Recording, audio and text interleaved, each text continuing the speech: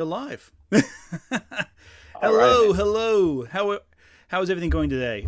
We are just jumping into this stream. We have a few faces that are not familiar to viewers of the stream, but who are very familiar to me. Um, and we've been talking a lot of. We're going to be talking about Dragon Ball Z. Well, You're not wrong though. Dragon Ball is gonna come up a lot today. oh, absolutely will at some point. Unfortunately, because I've been on your podcast more than once, that's the first thing. Oh, Dragon Ball Z. No, X Men. This is the X Men podcast. This is the X Men Hell stream. yeah. Guests, introduce yourselves. Whoever speaks first, or forever hold your peace. I'll go Dragon Ball, first. please. Yeah, I'll go first. My name's Kyle. I host a couple of podcasts. My main one that Ant has been on several times is called Dragon Ball Super Dope. It's, as you would guess, mostly about Dragon Ball. I also host another podcast called The Advice Pod, where me, my friend Rayshawn, and a bevy of guests dive into Reddit advice posts and talk about all the weirdness and badness that the internet is. So check out the Advice Pod. That stuff comes out Monday through Friday. Dragon Ball, now that Akira Toriyama died, I'm feeling a little, not so great about regular content. Depressing, I know. I've like to grieve a person you don't know is always a weird thing. Never mind that. Yeah, especially considering he's like there's so many different manga creators in the last like year or two who have passed away under like really strange, not strange circumstances. It's mostly medical and overwork culture, what have you. But it's depressing. It's really awful. Exactly. It's people that work so hard that they don't take care of their own health, and it ultimately catches up with them, and they die prematurely. It's sad, man. I can't relate to that at all. Working really hard, and not taking Yo, care in of my America, needs. capitalism. What do you mean? Yeah, exactly. And our other guest, mind introducing yourself? Sure. I feel as though I'll be very underwhelming, seeing as how I'm really a nobody with just an obnoxious Twitter presence and too many comic books is what it comes down to. But you can find me on Twitter at Miracle Man or Komodo1977. Ant and I have had more than a few discussions in the past about various subjects. Oh yeah. And been in the trenches on more than a few battles together. Oh yeah, I think both of you can relate to that. Relate on that one.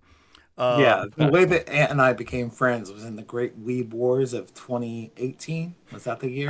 Yes. The Great Yeah. Vic Miganogana story. That's how we linked up originally. Yeah. And Yes, I have some experience there as well, fighting the Vig stains of old, many of which still seemingly just show up randomly and hurl barbs at you. So, It's like they've got nothing else to do. well, I'm mutuals with Gotcha. Mars Girl on TikTok, and sometimes I just see her like getting like comments from people just like still bringing it up. Like, Yeah. it's been 6 or 7 years. Like, guys, chill out. get over it. Yeah, seriously. At some point, you just got to throw the towel in. But that being said, today we're talking about something that is not anime related, more in Komoda's wheelhouse, I'd say, with comic books.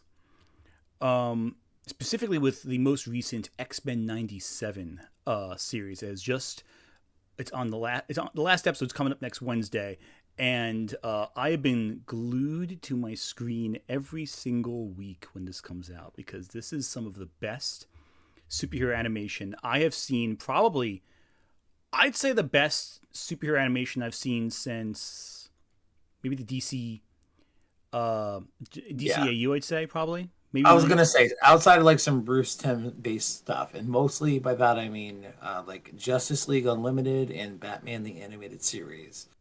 Those you could argue are better than some of what's going on in X-Men 97. But I said it to my dad last week, and we had afterwards an impromptu watch through party of every episode to that point, which was great. But I was like, I seriously think this might be the greatest thing Marvel as an entertainment entity has done to this point. And I'm for it, man. I'm for it. It's definitely up there for me too. I think there's some comic books that trump it, but this is still like, this is one of the best pieces of extra comic media that I've seen Marvel put out. It is just from the consistency of quality. It's not just simply one episode's really great, because they usually get a lot of shows where like the one episode's fantastic and everything else kind of is variously from, good to. This is like from start to finish, every episode is like peak X-Men. And quite frankly, the fact that this is coming out, and I'm going to talk a little bit about some of the controversies behind the scenes as well. That's later on down the road, but this series is just emblematic that, a lot of people have been talking about superhero fatigue. The idea that when you are with all these superhero stuff coming out, it's that people are tired of it, and that's to an extent true. But this is proof that like a good quality story draws everyone in. It doesn't matter what genre it is. If the story's good, people will show up. And from the very beginning of this show's history, people were immersed from just day one. People really got into it, and I love that. A couple comments already coming in. I'm going to read them as they come. Again, if you want your if this chat gets really busy, you want your comments read, leave a super chat. I'll probably put it at the top of the radar. We may get really engaged. $5 if you want. Okay, so one right here. This is in regards to the Magneto stuff. Man, my youngest was a toddler when all that drama happened, and he turned 9 a few days ago. Thank you, Saradin, for making me feel ancient. I am humbling into dust as we speak. Way to put things into perspective, man. No, I love that. When we did the same thing with the Star Wars video just recently, I was saying, oh yeah, people who were born the day that The Force Awakens came out, they're now 9. They're going into elementary school soon. Time really is a flat circle, man. Like it just happens to you all at once. It seems it's so strange. Getting bizarre. old is so strange. It's so strange because it feels slow as it's happening, but in retrospect, it feels like it just flew on by. It's wild. 100%. Better or worse than Super Friends? Is X-Men 97 better or worse than the 70s Super Friends show? If we're honest, it's better. Yeah, a little bit. But that requires that I give up every feeling of nostalgia of my childhood as I possibly can. 100%. True.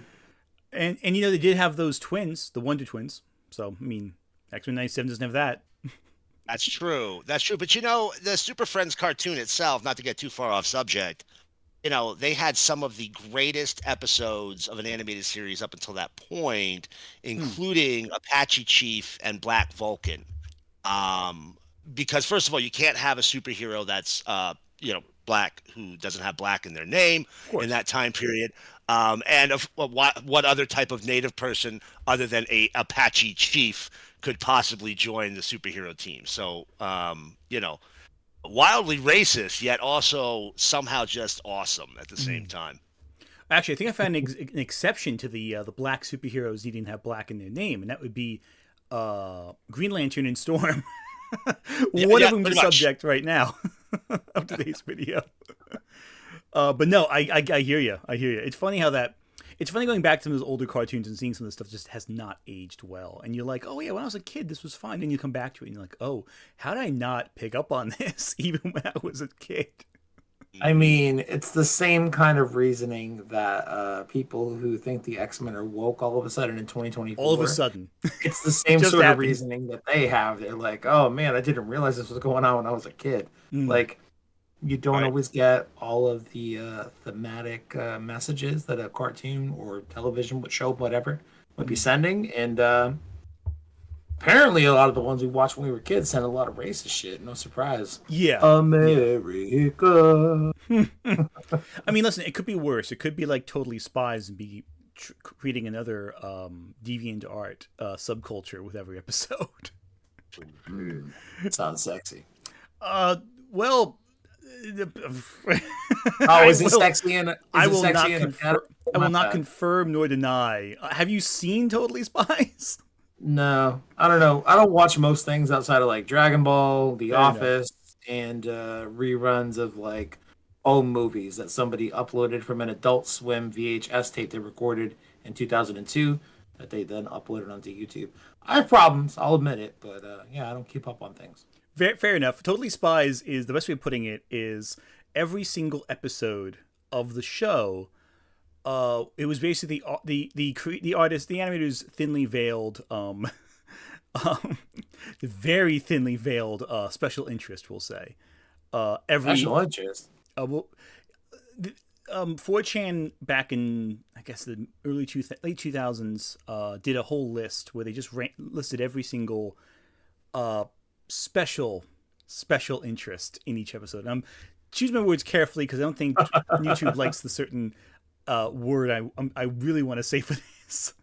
All right. I mean, I'm doing good not swearing, so you're doing Yeah. good as well. Val, Censoring until the first 15 minutes, then you can say a few swears I'm out. gonna say so many F words. Oh yeah, there you go. Not on the string. You can't say I'm gonna. YouTube gets angry at me if I say too many swear words too quickly. But You know, I should really clarify on which F word I mean. yes, the one, the fun one. You know, the one that you can use for everything. Mm. That's the only F word I care to use. Agreed. All right, so the chat's starting to fill up. Let's start talking about X-Men more directly. So this is a question to both of you, and I think I know the answer to this already. Did either of you see the original '90s show as it was airing, or in reruns, or what have you, prior to this series starting? Yeah. Oh, yeah. But Kimoto, you want to go first? Kimota. I'm sorry, I don't know how to refer It's to all it. right. You can call me Komoda. Or sir. You know, yeah, I watched that show religiously. You know, that was part of the what Fox Sunday morning or Sunday Fox or the Fox anime. Saturday whatever. morning, man. Yeah, I think it was Whatever they like Fox call it. Kids Saturday or what morning. have you, right? Yeah. Yes. And you know, that was a cartoon. You know, in my life, I could tell you there's like 2 superhero, maybe 3 superhero related theme songs that as soon as I hear it, the hype meter fills, right? And like all time, some of your best ones, you know, the Wonder Woman theme from the Snyderverse. I don't care what anybody says, that's hype right It's a there, great man. theme. Everything, right? Phenomenal. And X-Men is right there along with it to me. I start hearing that theme come in, and you know, I can feel the hairs on the back of my neck stand up. I get so excited for it. You know, it's gets your blood pumping. You know, and looking back on it, I tried to do a rewatch of the original. It's a bit dated. You know, it's the old ratio on it, so it's a little tough. Um, and after watching this one, not to get too far afield, but after watching this one, I realized, good God, they really crammed a lot of adaptations into a really short period of time, didn't they? Oh yeah. Amen. Yeah. Like You know, so Oh yeah.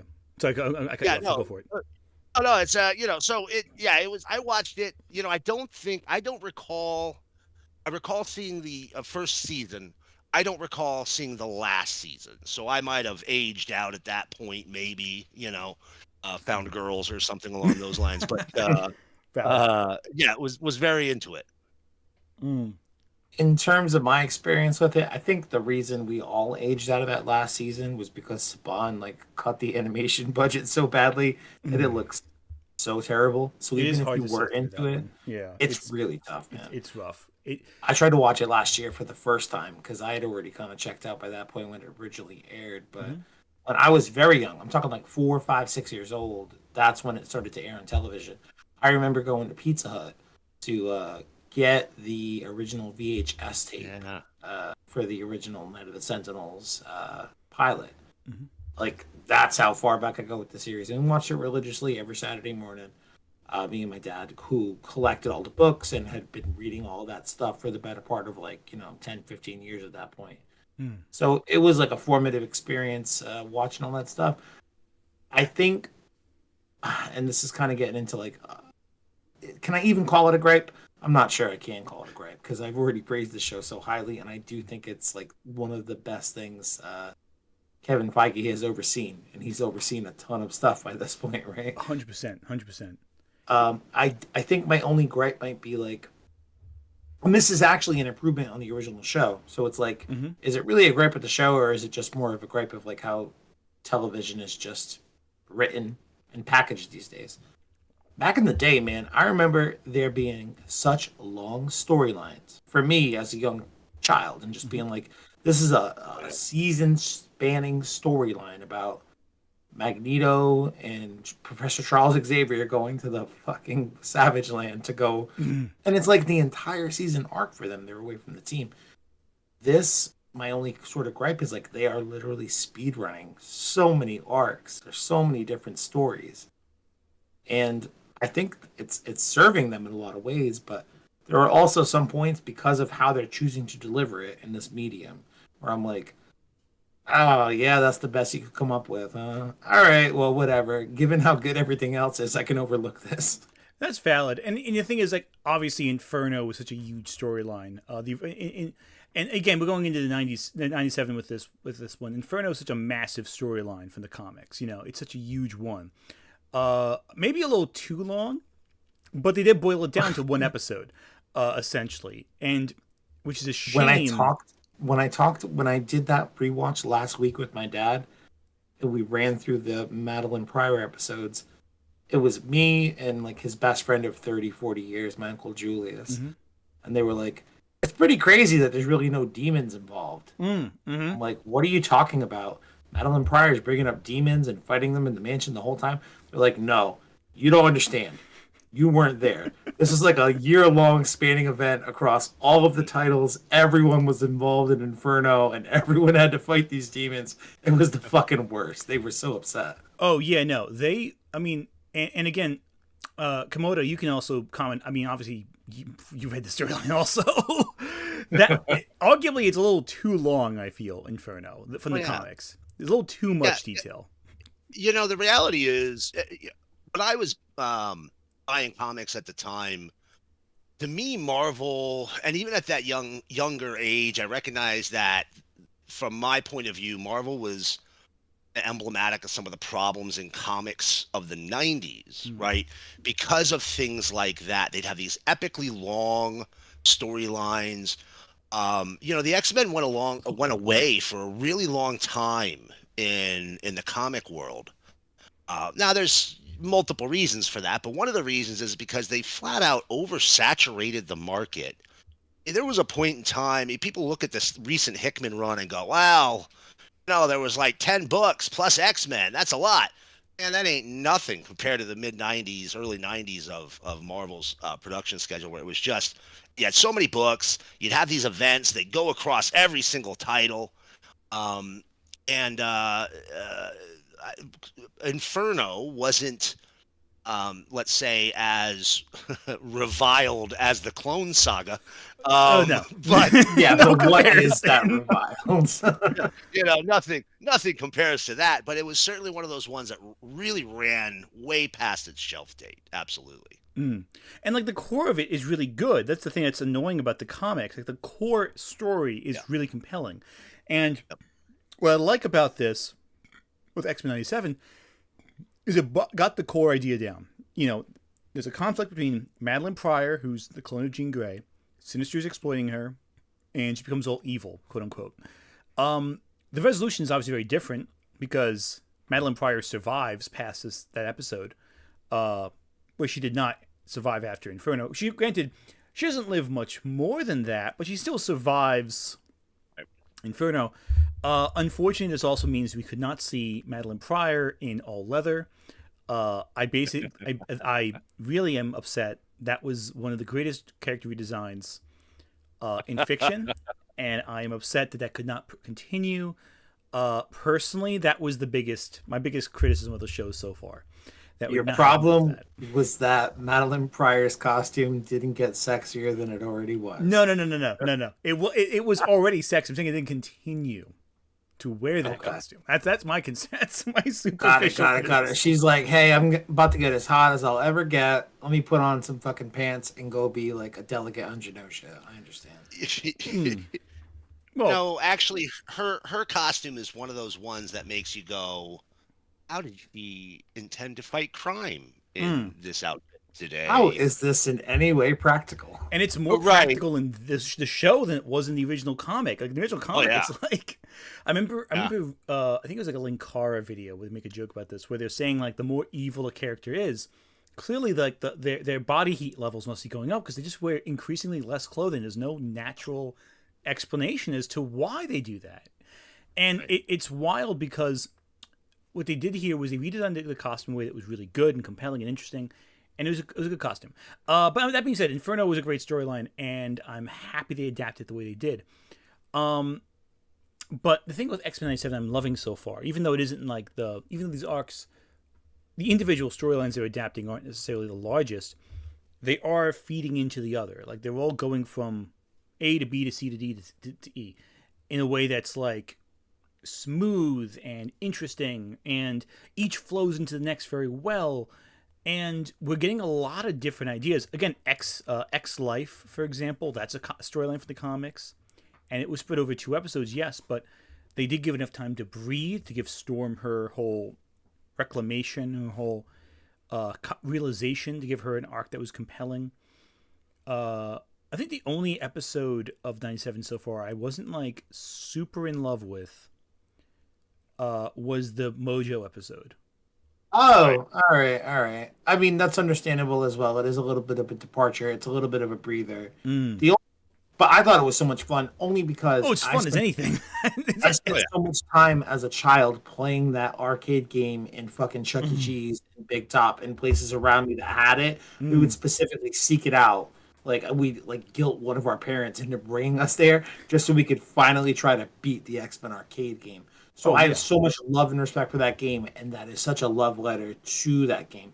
But the one that I kind of have a hard time with, and I guess it's, I mean, I assume we'll get into this a little bit more, but it's the one where we finally check back in with Chuck, and he's like the king of the Shi'ar Empire. And I'm like, I God love damn that. it! It's I don't great. I could not give any less of hell about this right now. Oh, I love Can we that. please get back to the X-Men? Well, I love that because it feeds into the whole theme of this season, which is Magneto is kind of right.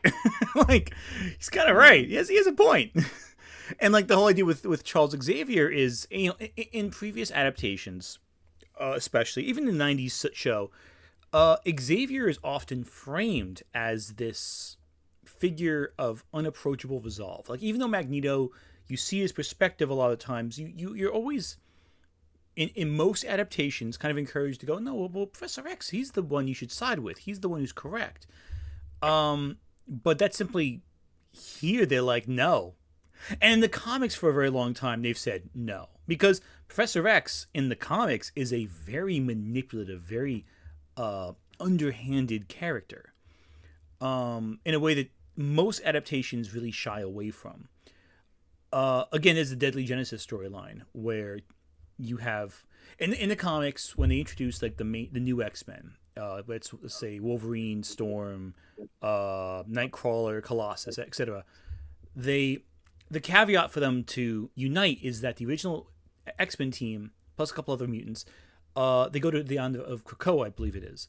I think it's still Krakoa from the Hickman run as well.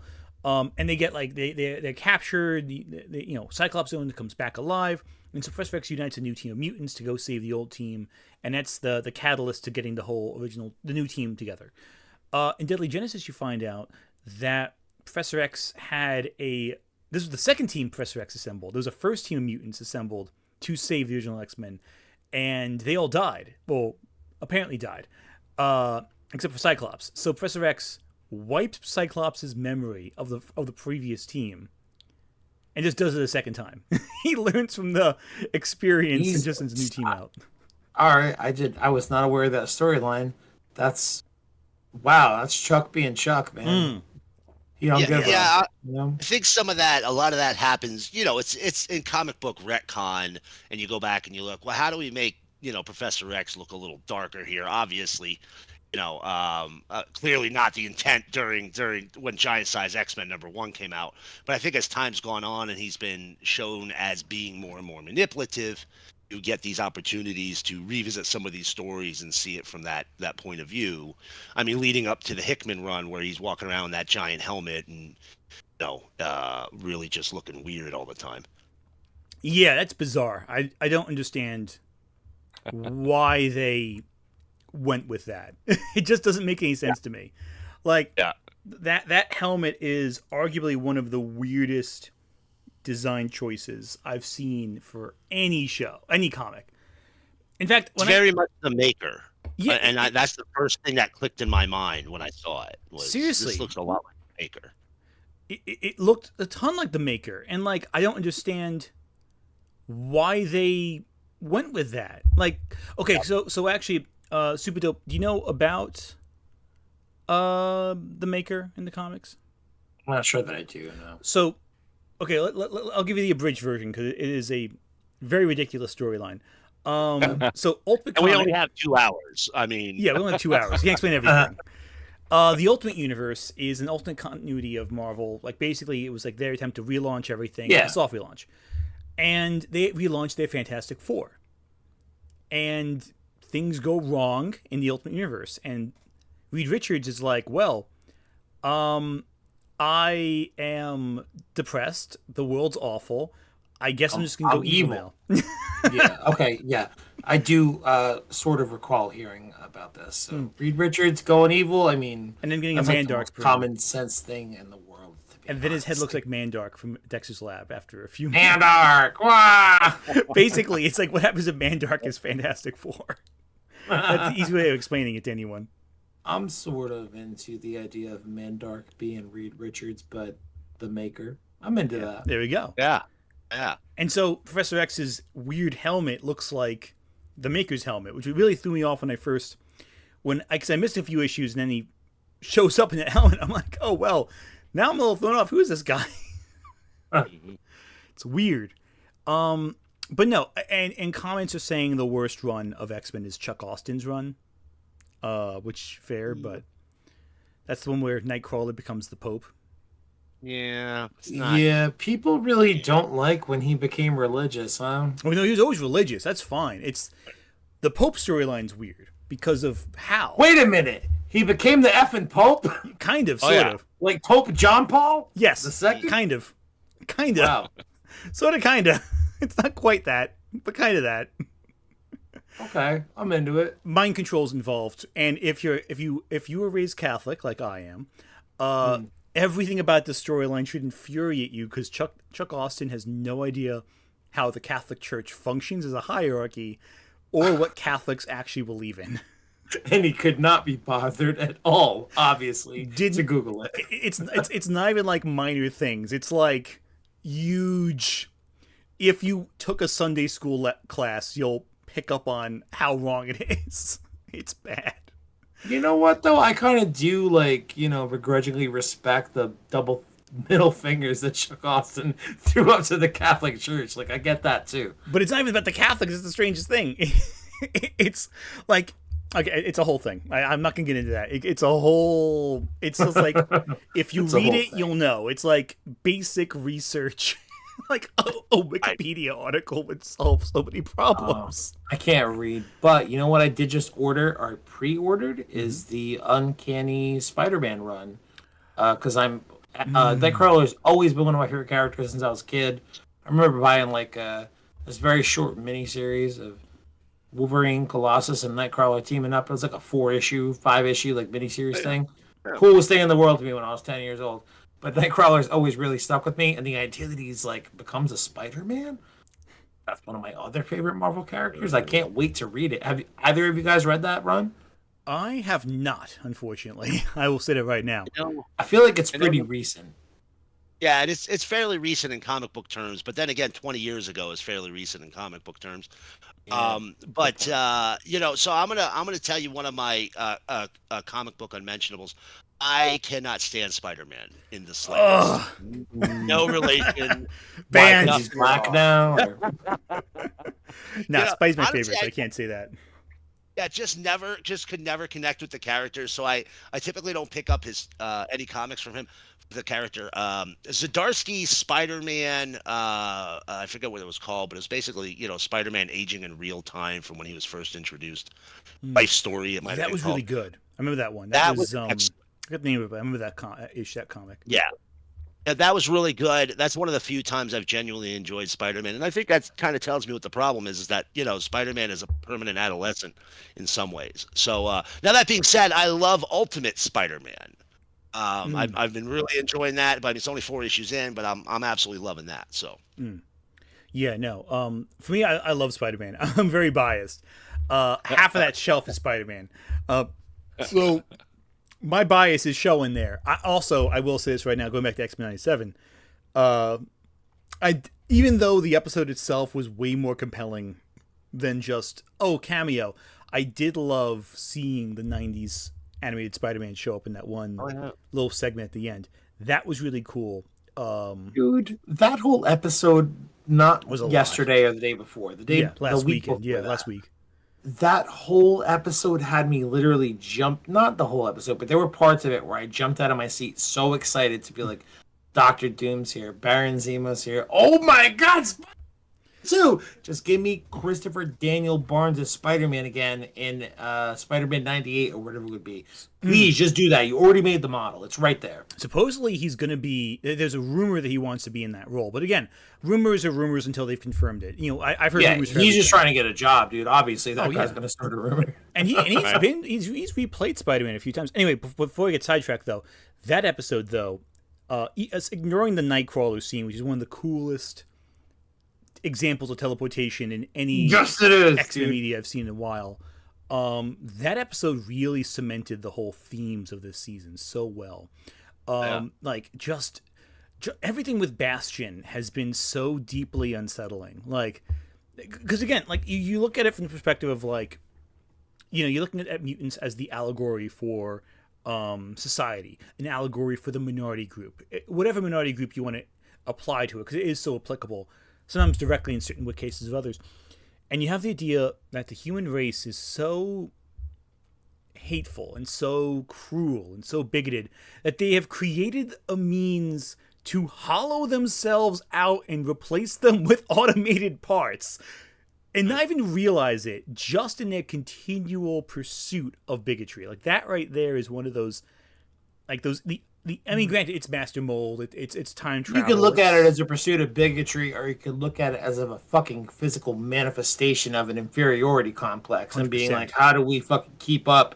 And the fact that they make them, you know, they basically say it here through some very interesting language, but like it's an organic sentinel that will be able to reproduce, and they're going to be the next master race, for lack of a better term, over the mutants. And it's so apparent, man. It's deeply disturbing. And yeah. and what's wild is you look at it from the perspective of like humanity is creating its own extinction, its own, because the whole thing with with humanity in the X-Men franchise from point A to point Z is that humanity is afraid of being replaced by this new form of human evolution because it's unknown and different. They're scared of it, and now they've actually hastened the creation of their direct replacement. Like it's in order to stop one, they create another, and it's that kind of really human, deeply disturbing idea that I think really lends to the messaging of this season, which is one of the reasons why I think it resonates so with so many people.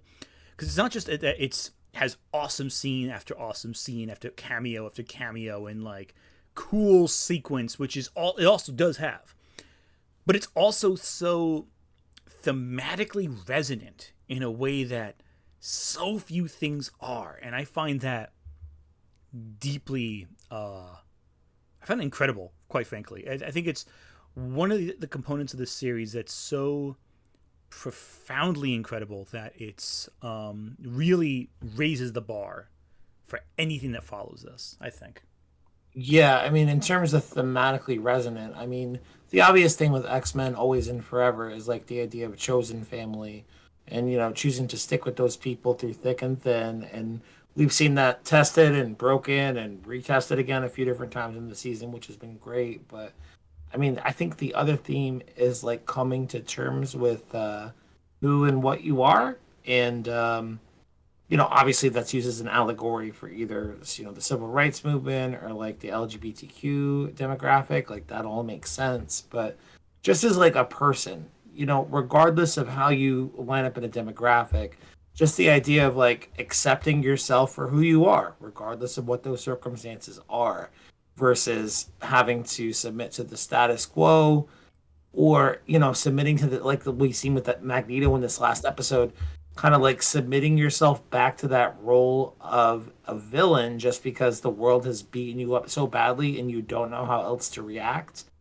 You know, one of those things in the X-Men in terms of themes is always, despite those beatdowns, you know, continuing to take the higher road. And they've done a great job illustrating the ins and outs of that idea and that mindset throughout all of these episodes. 100%. I have some thoughts on that too. Actually, not 100%. I have a couple counters, but I'll let, come on. What do you think about that? Or have you feelings in that regard as well? Before I say my 2 cents, because I will talk. You mean in regards to the social justice themes and the the current? Well, I mean, yeah,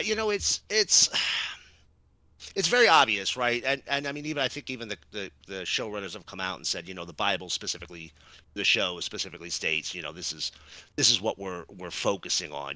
We were much more clear cut in the mid '90s of right and wrong, right? The world was a little bit more of a black and white place, I think.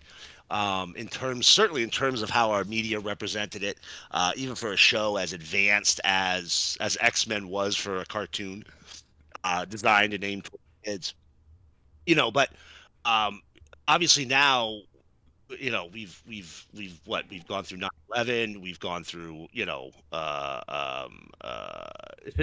January 6th. The world is a much more tumultuous place. And I think, that kind of stands out here where we see, none of the storylines adapted in the original series were like everything was sunshine and roses. Sure, everything typically ended up good because it was a Saturday morning cartoon, but we see how some things have ended up in X-Men '97, and it's quite a different take, while still retaining that whole focus on, how do we tell this story and have it be relevant to our world and relevant to the people that the mutants really kind of are the stand-ins for. They've just been doing a fantastic job, right? I mean, it's not subtle. No. Not in the least. But when is superhero media known for its subtlety? Yeah, man. Captain America showed up punching Hitler in the face. You can't get any less subtle than that. And even Captain America's cameo in this, I think, was really indicative of a lot, too. Because there's always the discussion among superhero fans, of comic fans. If the Marvel Universe hates mutants, then why do they love Captain America or Iron Man or not Spider-Man? They hate him. Or like they love Captain America because of his affiliation with the government, man. Well, to an extent, but Captain America in the comics, he's gone against the government multiple times.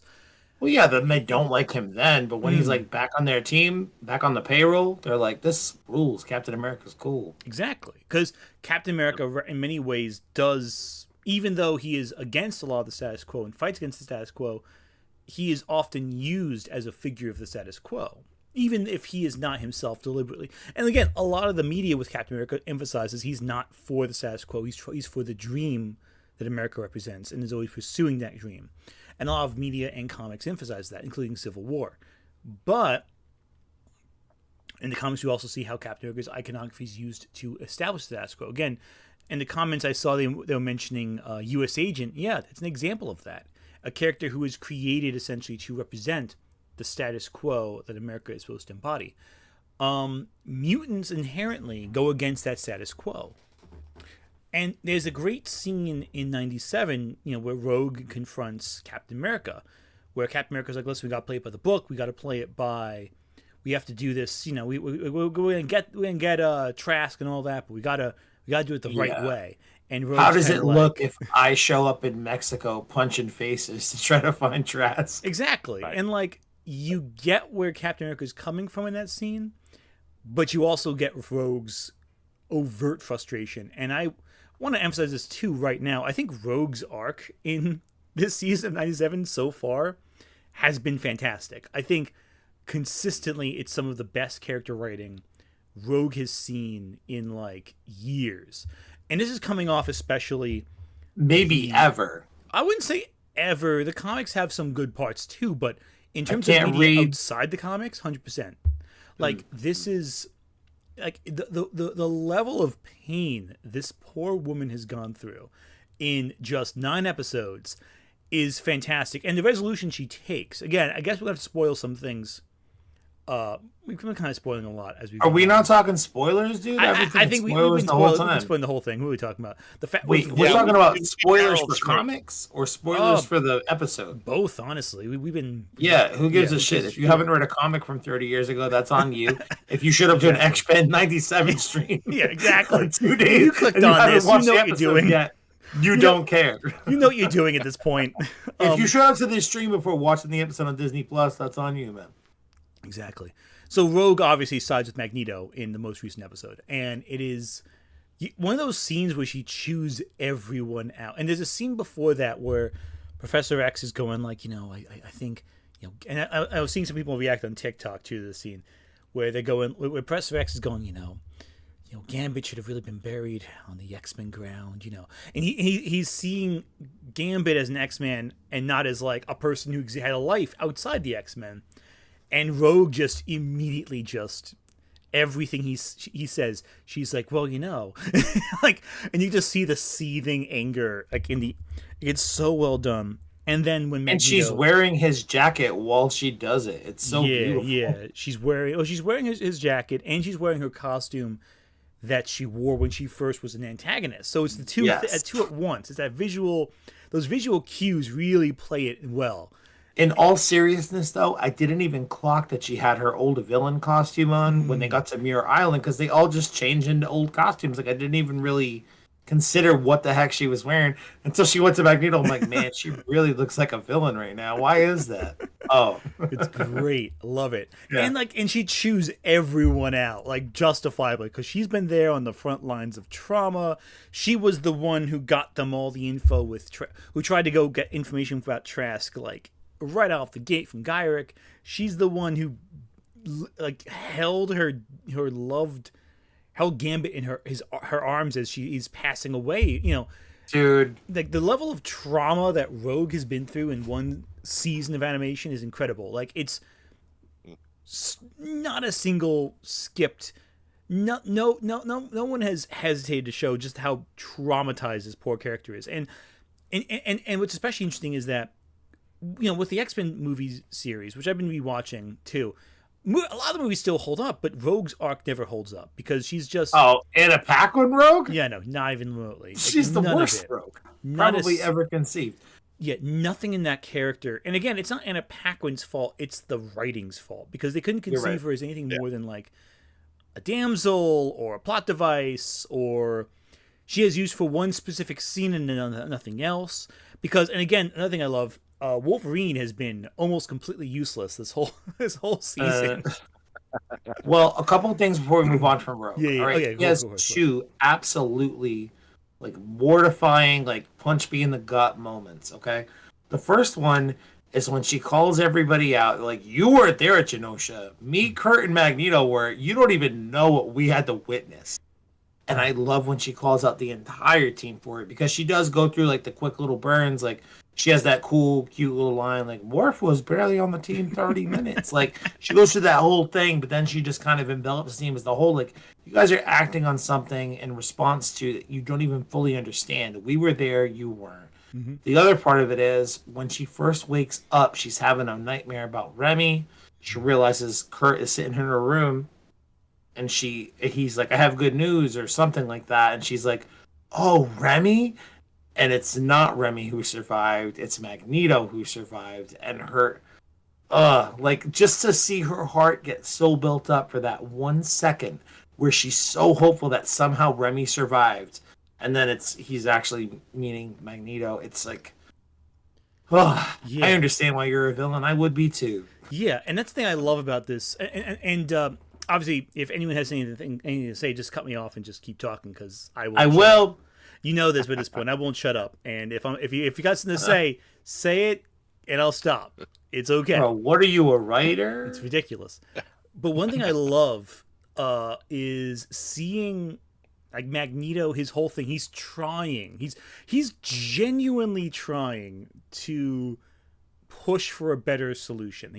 And he gets it. For a little bit, like with Genosha, he gets the thing he's been trying to do this whole time. There's a paradise, and he's in, and the UN is beginning to listen to them. And what I love is with the episode, and what I love, I mean, I hate it, but I love it because it's very, very real, true to life, but very interesting.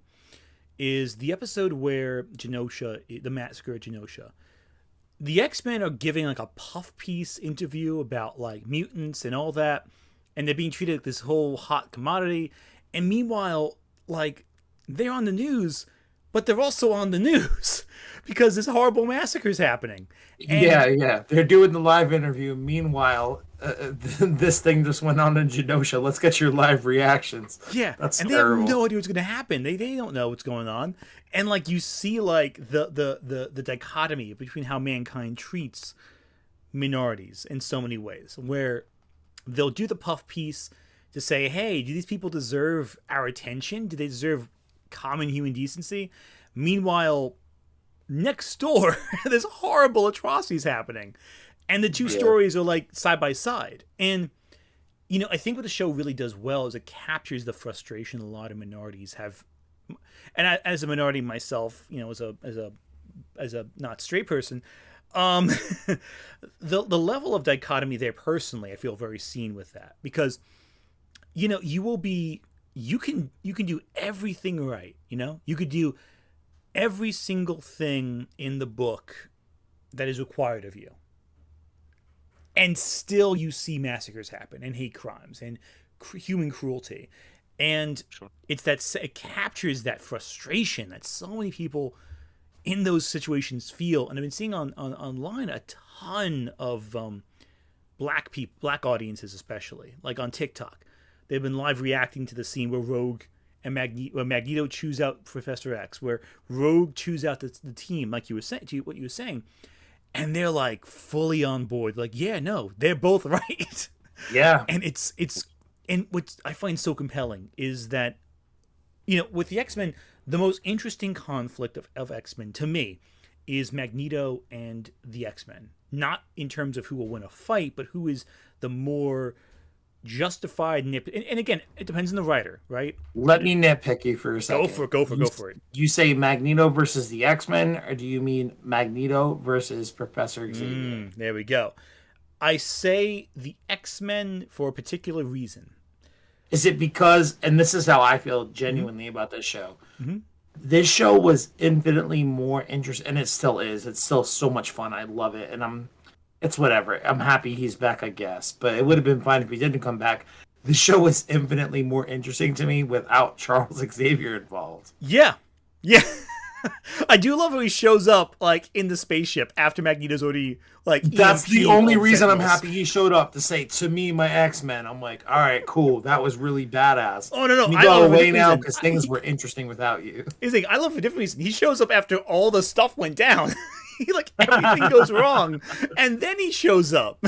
Like he wasn't there. Man, like you couldn't have got here 15 minutes earlier to save our mansion. What the hell, yeah, Chuck? like he came like after everything was destroyed. He shows up after the Sentinels blow everything up. He comes after Genosha. Like he's so behind the ball, so that when he's talking to Magneto, telling him, you know, you shouldn't do this. There's a better way. In fact, he was like, just shut up already, man. Yeah, seriously, that's great. the most gratifying moment when they're on Asteroid M, and he's like, "I've waited to say these words for so long, old friend. Shut up!" And I'm like, "Dude, yes, for real. Yep. That guy is always fucking chatting." 100%. Ross Marquand, godsend, great imitation voice replacement. He's doing a wonderful job. However, please shut the fuck up. You're so annoying sometimes, Charles. You know that I was thinking about it, and I have to agree. You know, Charles. I tried to go back and I looked at those original episodes, and he's not portrayed like this so much in that original show. He's much more. He is much more the father figure and the one who always has the answers, and he's always making the right choices, even if they're a little tough. And no, this 97, he's kind of a dick. Yeah, exactly. I mean, he's probably coming from the perspective of like, I just gave up being a king to the Shi'ar Empire to come back and deal with you mortals and mutants and all that. Like, Right. he inherently has a reason to feel some kind of like air of superiority, Like, even though he my shouldn't, hot- because he's Charles Xavier. Right. I gave up my hot bird alien girlfriend and harem, and here I am dealing with whiny McWhiny over here, and Yeah, Scott McShits his Mag- pants. Yeah. right, Magneto's like, just shut the f- up. I'm done with you already. No, Oh. it really is. Actually, what I kind of, I'm a big Doom Patrol fan, Mm. and Doom Patrol and X-Men came out within like 3 months of each other originally. My Greatest Adventure 80, 81, and Uncanny X-Men #1. And Doom Patrol is actually 3 months newer, but it definitely wasn't ripped off. These were obviously already in the works by the time they Hmm. published it. Yeah, But production cycles.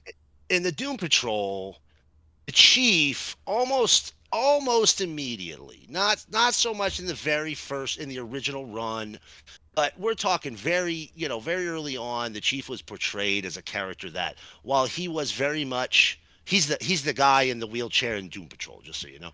Um, he's portrayed as a manipulator and a jerk, and not really there for the best interest. And it gets worse and worse and worse as the time goes on, to the point where the team's like, "I don't even want to know you, man. Like, you caused all these horrible things to happen. Like, you're not even our friend. You're actually our enemy. We should be fighting you."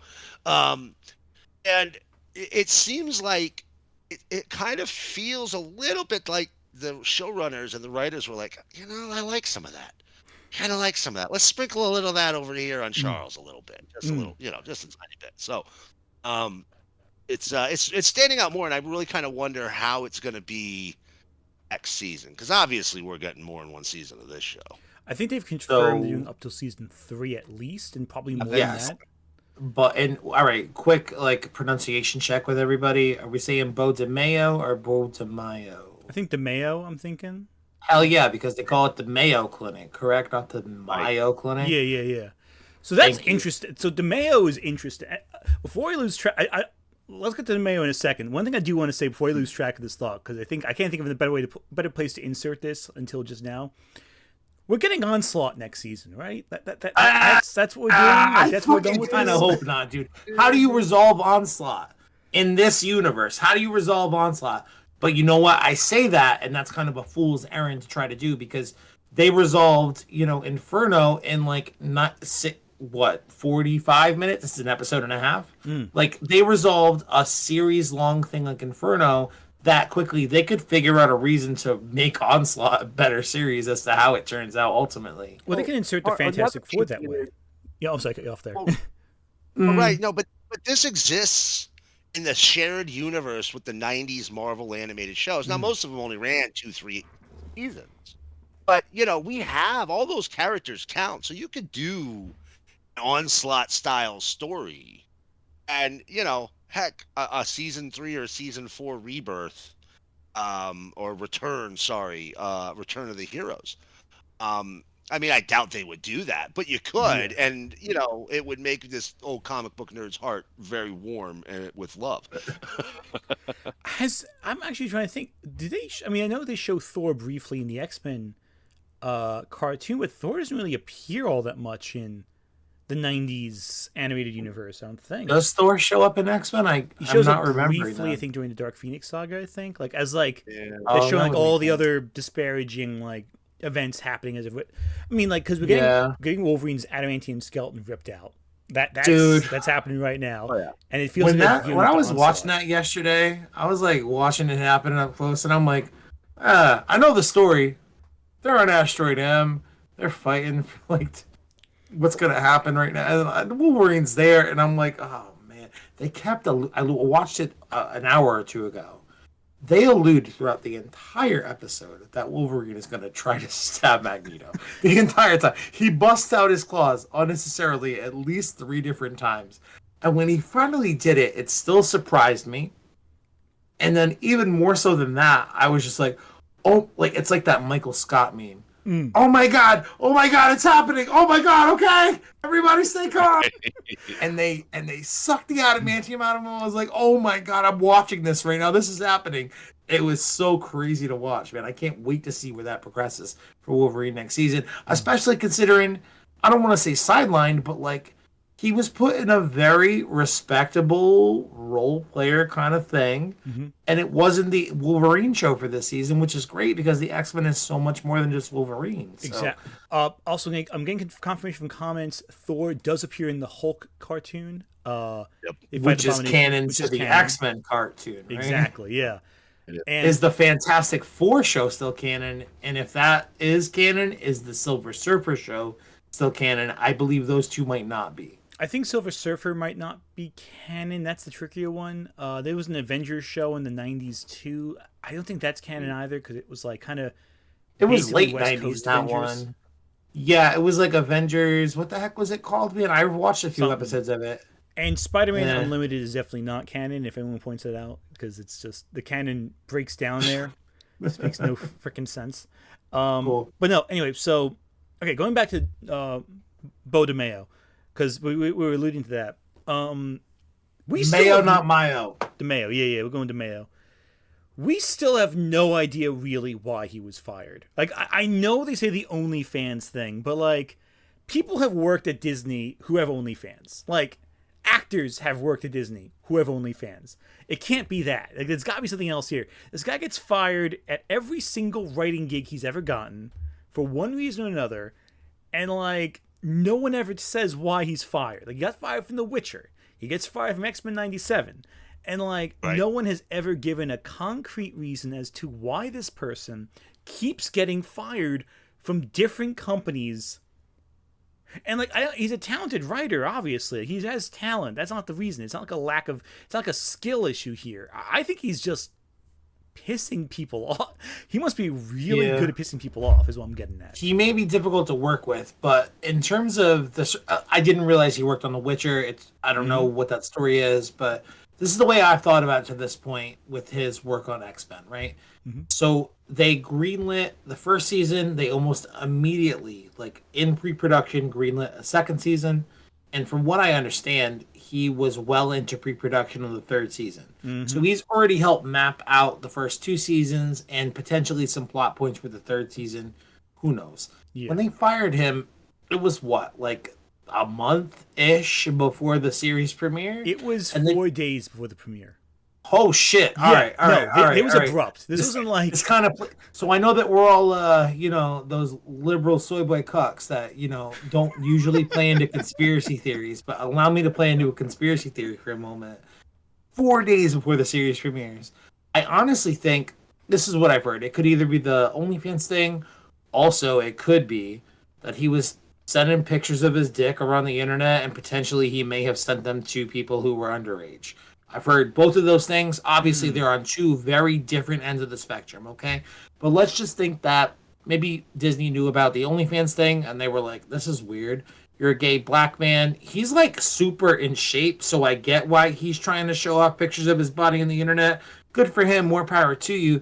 But, like, I do sort of wonder if they may have been sort of off-put about it and kind of hedging their bets in the sense of, like, we think the show's going to be great, but if it's not great, they're going to blame it all on the super gay fucking black guy. Like, that may have been their thought process. So they fired him preemptively, knowing that they'd already done at least 2 to maybe 3 years worth of work with him. And if this goes over well, which it is going over like gangbusters to this point, people won't be upset if they rehire him in 12 to 18 months because he had an OnlyFans. If that was the reason that they genuinely fired him, and it's not like something that we need to be concerned about as a society because of children or whatever, if that's the reason they fired him and then they rehired him, everyone would be very excited. They'd be like, hell yeah, dude, slang pictures of your dick on the internet. Do your thing. Just keep writing this awesome X-Men series. But that's assuming that's why it is. Like, I heard a rumor going around that one of the reasons he was fired was because he was marketing X-Men on OnlyFans. Oh, really? Oh, which is a very different thing. That was one rumor I heard. But that's like so much less offensive than all of the things that I just outlined. He continues to talk about the writing of this series on Threads every single episode, it seems, since like episode 3. Also, I just want to take this one opportunity to point out everyone that I've watched commentary from on this series to this point has made comments about Morph and his abilities and what he can or can't do. And I think it's really interesting that all of them think that it's a plot hole, that he can't just turn into Magneto and reverse the polarity of whatever the fucking planet thing is going on right now. Why can't Morph just do that?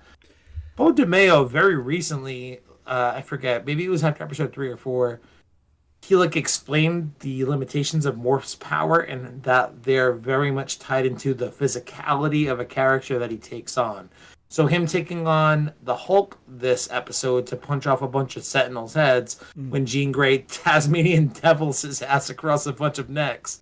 Like, that makes sense because the physicality's there, but like he doesn't take on the powers of Magneto or Charles Xavier or Jean Grey or whomever. So I just wanted to get to that while we're here. Morph is not the plot hole everyone thinks that he is. That's or valid. They are. I don't mean to misgender them. It's all good. It's all good. One thing that I think is interesting, and a comment just mentioned this, Blue Hornet, I'm going to give you credit for this one. There are 3 other writers on X-Men 97. Why is no one talking about them? Because they weren't fired, probably, but that's the big reason. Because Mo's sexier than them. Duh.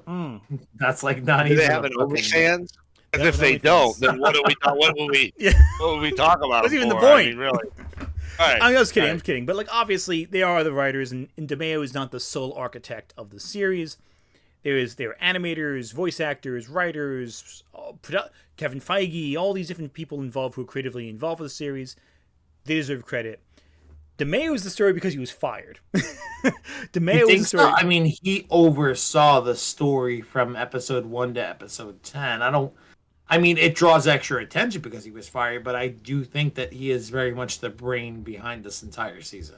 And so much of the love letter that it is to the original series, X-Men comics in general, trying to fit it in with the MCU continuity. Like, I agree, like, he is a member of a team, but it does feel like if there was a junior Kevin Feige, he might be that for the X-Men.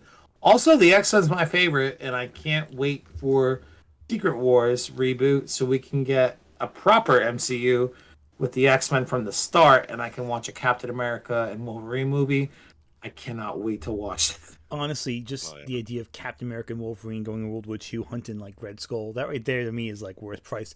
That to me would be more exciting than any of the projects Marvel has lined up right now.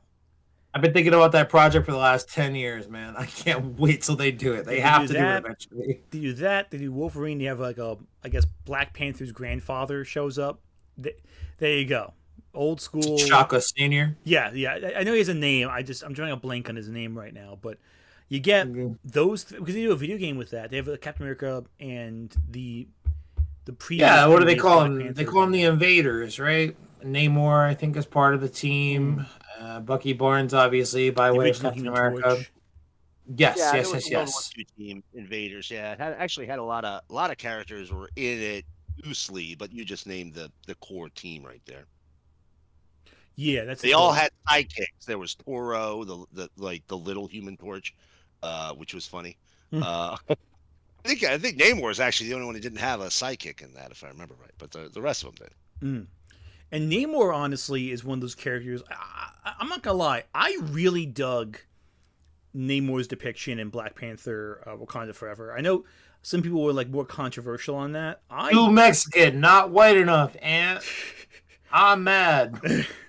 But like even like the location, the mythological location makes more sense than Atlantis, because Atlantis doesn't make any sense. Yeah. Like for the role that Namor, how do you say it, occupies, like it just makes more sense if it's that location because of the mythology and folklore. I love mythology, so I kind of dive into like all that when want to know what's funny? Into yep. Sorry. Is that we're talking about Atlantis. We're doing this on Discord. This is the most successful Discord stream I've ever done. I haven't tried one in about 4 or 5 years. I'm very old. Every time I've tried a video Discord for podcast purposes, it's been a nightmare. But it's working out very well, and I'm happy that you talked me into it. Okay. Well, I'm using OBS right now too, so that helps.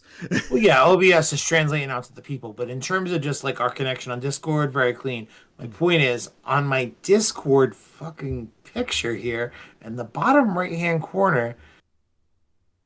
It's because I am playing Indiana Jones and the Fate of Atlantis. Do you guys know what that is? Yeah. Yeah, I know what that is. So about 2 or 3 weeks ago, I just remembered I had these very visceral memories of playing that game on a PC when I was like 6 in 1995. And like it's a point and click adventure game. You have to pick the right dialogue trees and all that to be able to advance. I was 6, man. Barely know how to read now. Barely know how to read then. That's not a But for Sierra whatever, game, is it? That's not. Is that Sierra or? no, it was a PC game. I can't think of the company who made it though. Oh, Sierra would have been LucasArts. LucasArts. Oh, there we go. Of course, it would be a Of LucasArts game. Of course, it was LucasArts. What I'm talking about. Yeah. So we go through it, Rand, and I'm just like, I'm thinking about it, and I'm like, yeah, I want to try it again. I'm an adult now. This is going to be so much easier. And I'll tell you what, dude, I bought that game for $6 on Steam. It is apparently showing up as an icon now on my Discord channel. And I am not smarter than I was when I was 6. There's still a lot of trial and error and a lot of YouTube tutorials that I need in order to get through the game. But I just think it's so funny that the icon is in my bottom right-hand corner here. It's just exciting. That sounds like a personal problem. Yeah, kind of, sort of. I mean, it is like kind of like a, coming to terms with like your mental deficiencies moment. Anyway, I'll be right back. No, I know that So, feeling. I did want to. You touched on something earlier that I did want to bring up and talk about a little bit further, especially for those fans that weren't there at the time. You mentioned, Magneto taking the adamantium, stripping the adamantium off of Wolverine. Yeah, oh yeah. I can talk about this endlessly too. This is for people who weren't reading comics at the time.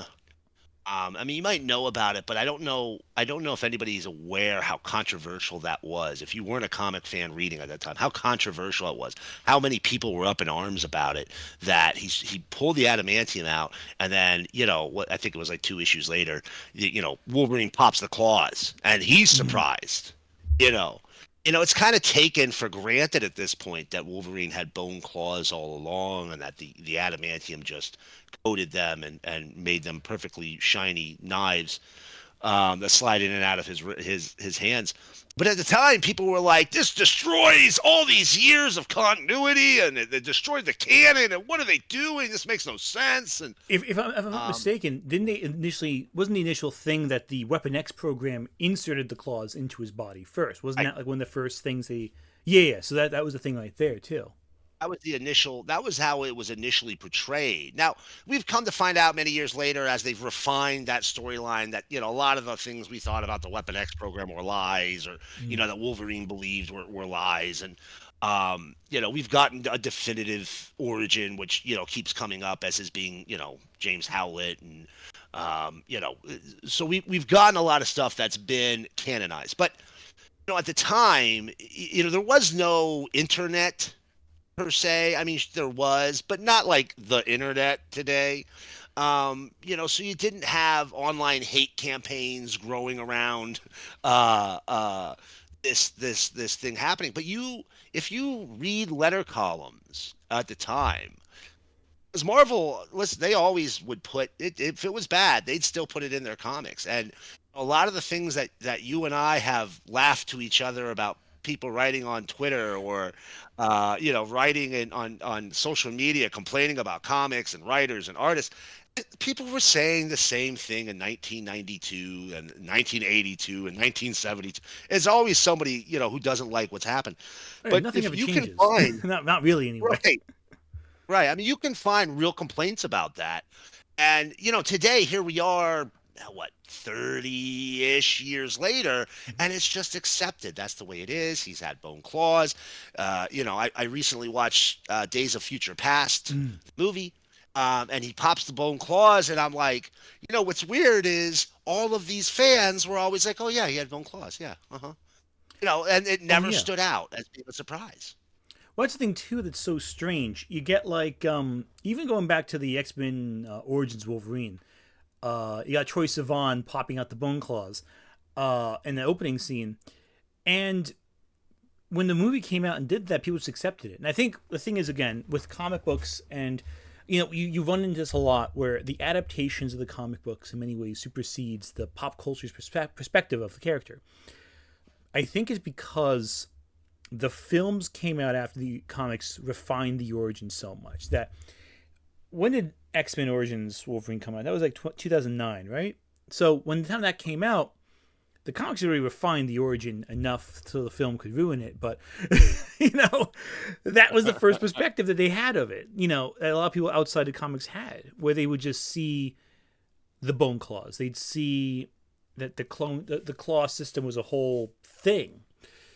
And I think what's so clever about that, not clever, I guess a happy accident you can say about the nature of adaptation, the nature of pop culture's understanding of media, is that by the time most people knew about the bone claws, it was already being adapted. And, translating that to today's discussions about Miles Morales, about Kamala Khan, about, and those were actually old discussions because that was really back in the few years ago, there was all the big controversy about that happening.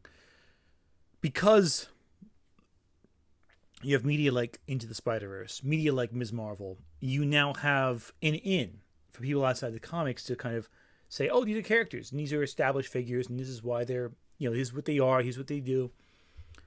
And they feel like a very natural part of the story because it's like the next step. It's not like you have 40 years and then a new thing happens and everything has to be recontextualized. It's like, no, this is the progression. You have point A, point B, point C, and it's very linear in that sense.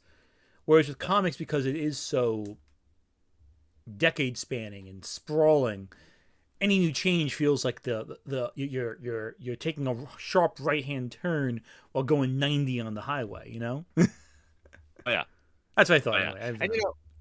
And you brought up X-Men Origins, the Wolverine movie there, and I was thinking about it the other day as I first started watching this, because I didn't start watching X-Men 97 until a couple of weeks in. And, in a lot of ways, the current glut on the market, the superhero fatigue we're feeling, right? The reason we're feeling it today is because we've been getting so much quality product. And the reason we're getting so much quality product, if you follow it all the way back, is the X-Men animated series. 100%. What we have today, Ms. Marvel, the entire Marvel universe, DC trying desperately to catch up. I'm hoping for James Gunn. I'm hoping he cracks the formula in this one.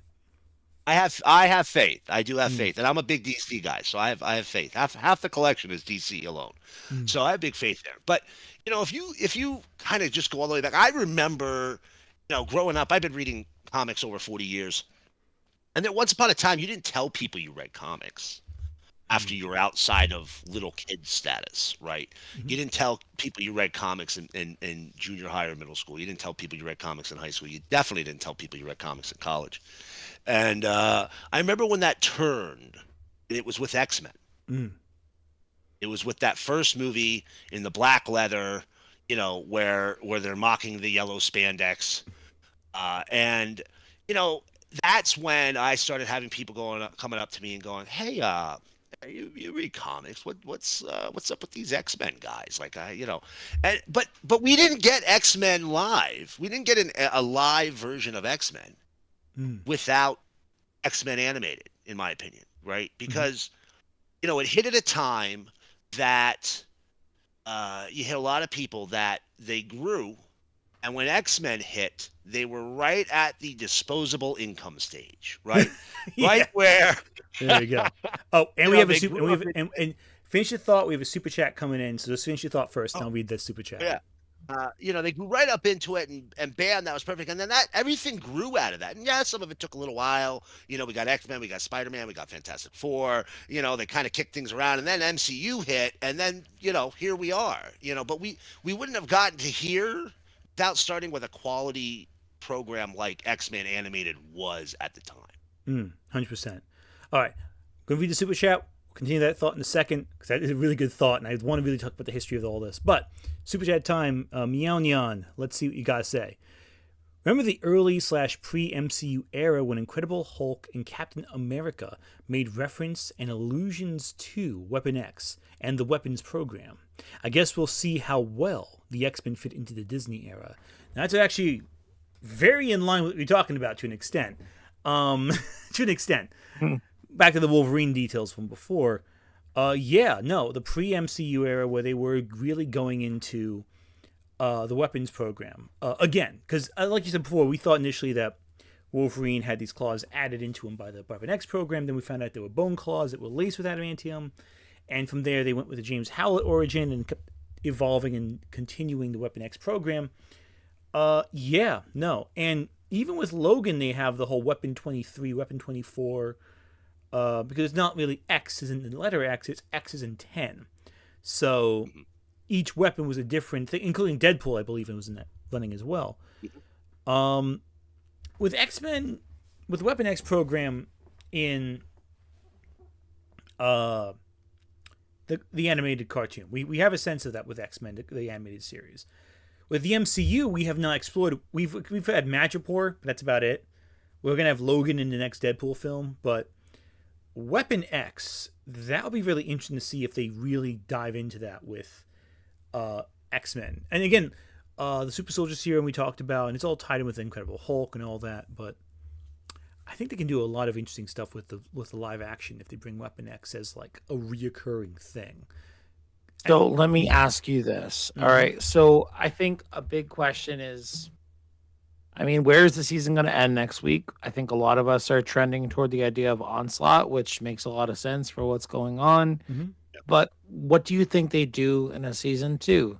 Do you think it's like a genuine, like a fracture between the X-Men and now former X-Men, and they're trying to duke it out to see who's right?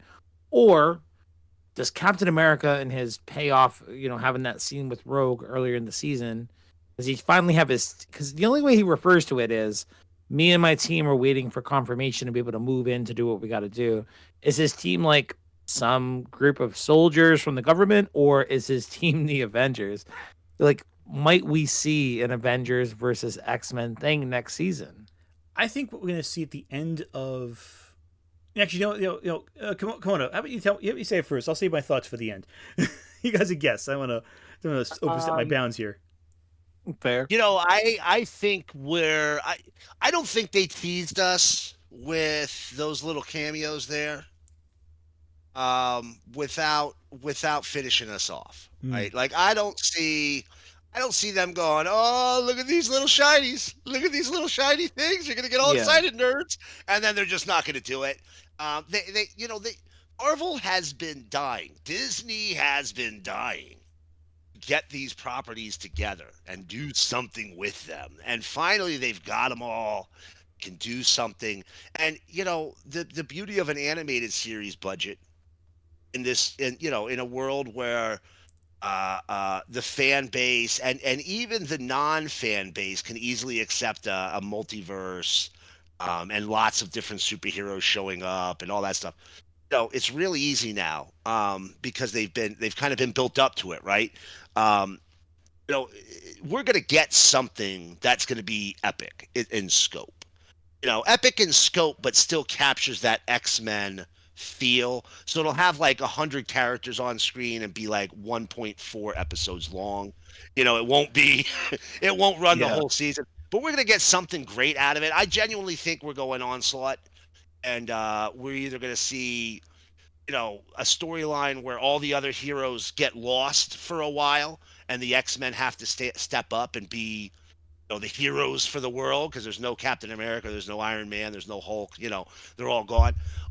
Or we're going to get which may eventually culminate in a battle. Or we're going to get, just them showing up, and it's going to be one big throwdown. Just like when good guys bump heads every once in a while, they're going to fight, and then they're going to realize, oh, the real enemy is over here, and you're our friend. You're going to punch each other for a bit, and then be mates, as the Weekly Planet podcast. Oh, yeah, exactly. All right, Gonna punch for a bit. Exactly how it works. Yeah, I think we're going to see the Avengers in next episode. That's my hunch. I feel we're going to see them next episode. I think we're going to see them in the finale of season 1. I think what's going to happen is, and this is my working theory, and I could be wrong, and in fact, next week's video essay is going to be about X-Men 97 to an extent, about humans and the Sentinels and all that. So I haven't written the last chunk of this video essay yet. I'm going to do it in the last second. I'm going to record it live, essentially. Not on live on stream. Anyway, so... Look it, we'll do it live, Bill O'Reilly. I'm glad someone else got it. I'm glad someone got that joke. It's easy I'm throwing down. No, so what I think is going to happen is I think the Avengers are going to come in at the last second. It's going to show a theme, show an image of how society can help mutants out if, like, they work with them, if they work to break the status quo. I think they're going to do some messaging there that's, like, optimistic and, like, positive. Because it's been so bleak, I can't imagine them ending on a really dour note for their first season. I think we're going to see the Avengers then. I think we may build up with some tension, though, in the next season. Maybe some Avengers versus X-Men stuff going on. But I do think it ends with Onslaught. I think it's going to be the culmination. Along with some Bone Claws era. And I'm hoping not feral Wolverine too much, because I don't like how that's Wolverine what Bone loses Claws Wolverine is, right? No, I mean like when he loses Age his of nose. Apocalypse stuff. No, I mean when he loses his nose. Like nose falling off. Got it. Yeah, I understand what you mean. My bad. Yeah, no, not quite like, oh, he's a tough guy who's like violent. No, I mean like where his nose flattens to an inch of his skull. That one. No, not about that. Yeah, it's very off-putting. I agree. Let's try to skip over that, please. I'm seeing comments also say they want Sabretooth, Juggernaut, Pyro, like the classic mutant villains. I would like to see that. I'd like to see the renewal of the Brotherhood of Mutants. So a notable thing I think is that Magneto resurrects Asteroid M from out of the water body that it was in, and he doesn't go recruit those guys. He goes and tries to recruit the X-Men first, and he like tries to play the, hey man, you left this to me in your will, to me, my X-Men, and he manages to get Rogue, awesome get, and Roberto, awesome get, but maybe not right now. Down the line, it could be an awesome get. Yeah. It wouldn't shock me if he tried to go recruit a Blob or a Pyro or a Toad or whomever. That'd be good. I'm just surprised Mystique hasn't shown up this whole show yet. All right, did you guys not think that she was that blonde fucking lady the whole time? The whole time? Yeah, that was Mystique. It's too obvious. Apparently not. Yeah. Maybe next next week. I mean, maybe she'll be revealed next week. If not, I said the same thing to my dad and my uncle last week when we were doing the rewatch, and they're like, nah, she's like a normal politician. She's been involved in the X-Men for forever, going back to the 80s. I'm like, oh, okay. Well, there's been like a few. They're like, nah, she's probably just her. So where is Mystique then? That begs the question. Because like they've done a lot of allusions to other mutants. Like we've seen mutants in the background in Genosha. We've seen mutants we saw the Hellfire Club. We haven't seen Mystique. Like that's like, to me, that's like telling me that Mystique's doing something. It's been mutants from all different eras too, right? Like there's some from the Morrison era, there's some from the Claremont era. You know, they're from all over that. So they're not limiting themselves to the mutants that existed up until 1997. No, yeah. I think Marrow even showed up in like a little brief cameo too. Like even like I think so. Like even like those guys. Right, yeah. So I mean, a lot of the weirder new X-Men characters showed up, and so I will say, after the Red Wedding episode, let's call it that, so not to ruin too much. after the death of Genosha, we'll put it that way. I'm shocked. I'm still shocked at how many bodies got stacked in that episode. Yeah. Can we talk about that, man? Because every time they reference what happened on Genosha, they say thousands died. I believe in the comic, I could be wrong. Somebody correct me if you can. I believe in the comic they reference something to like 15 million mutants died on Genosha. Well, that's Grant Morrison. They're always gonna give you that. And again, this is following the Morrison run surprisingly well. Fine enough, but I will just reintroduce the idea that this nation of mutants just got invited to be part of the UN. There's no way that they were a nation of under 1 million people in population. There is at least 1 million people who were massacred on Genosha, dude. There's no, At they keep least. saying thousands, and I'm like, bro, just tell me how it is. Give me the full scope of the situation. Make it hurt more. Because Comics are just saying thousands? 16 million is the count in E for extinction in the comics. So Thank yeah, you. 16 million. That's I would That makes be way yeah. more sense in terms of inviting a nation in to be part of the UN of thousands of mutants. No, man, why are we understating this? That kind of bothers me, to be honest. The only thing I can think of is that Gambit took care of the Tri-Sentinel so quickly that it stopped millions from dying, which would be the most badass possible explanation for That that. Tri-Sentinel still dropped a bunch of buildings on a bunch of people, and they went days without finding a new survivor until Emma Frost, who I also have questions about for you guys. Emma Frost. Until Emma Frost was found with her secondary transformation in her diamond form. That was pretty cool. I was Yep. really happy about that. It was cool. Do you think she's going to join the team maybe next season? It wouldn't shock me. It feels like that's the next natural step for her. And again, we're going off of the if we're doing the Morrison run, if that's the one we're going with, and Cassandra Nova is the big bad of the Deadpool movie. I'm also gonna be honest with you. It wouldn't shock me if we see Cassandra Nova show up as well to some capacity, because she is such a memorable villain who is very rarely adapted outside the comics. Right. Well, she just got such like a bizarre origin. It's she's like I tried bizarre. to Yeah, very bizarre. suck the essence out of my telepathic brother in the womb or whatever. Yeah. Just bizarre nonsense. It's crazy, but it's really interesting. But I feel like also we may get Apocalypse again before long, because the fact we've gone this whole season with, and the most we've seen of Apocalypse is in the opening theme and like a one-off joke.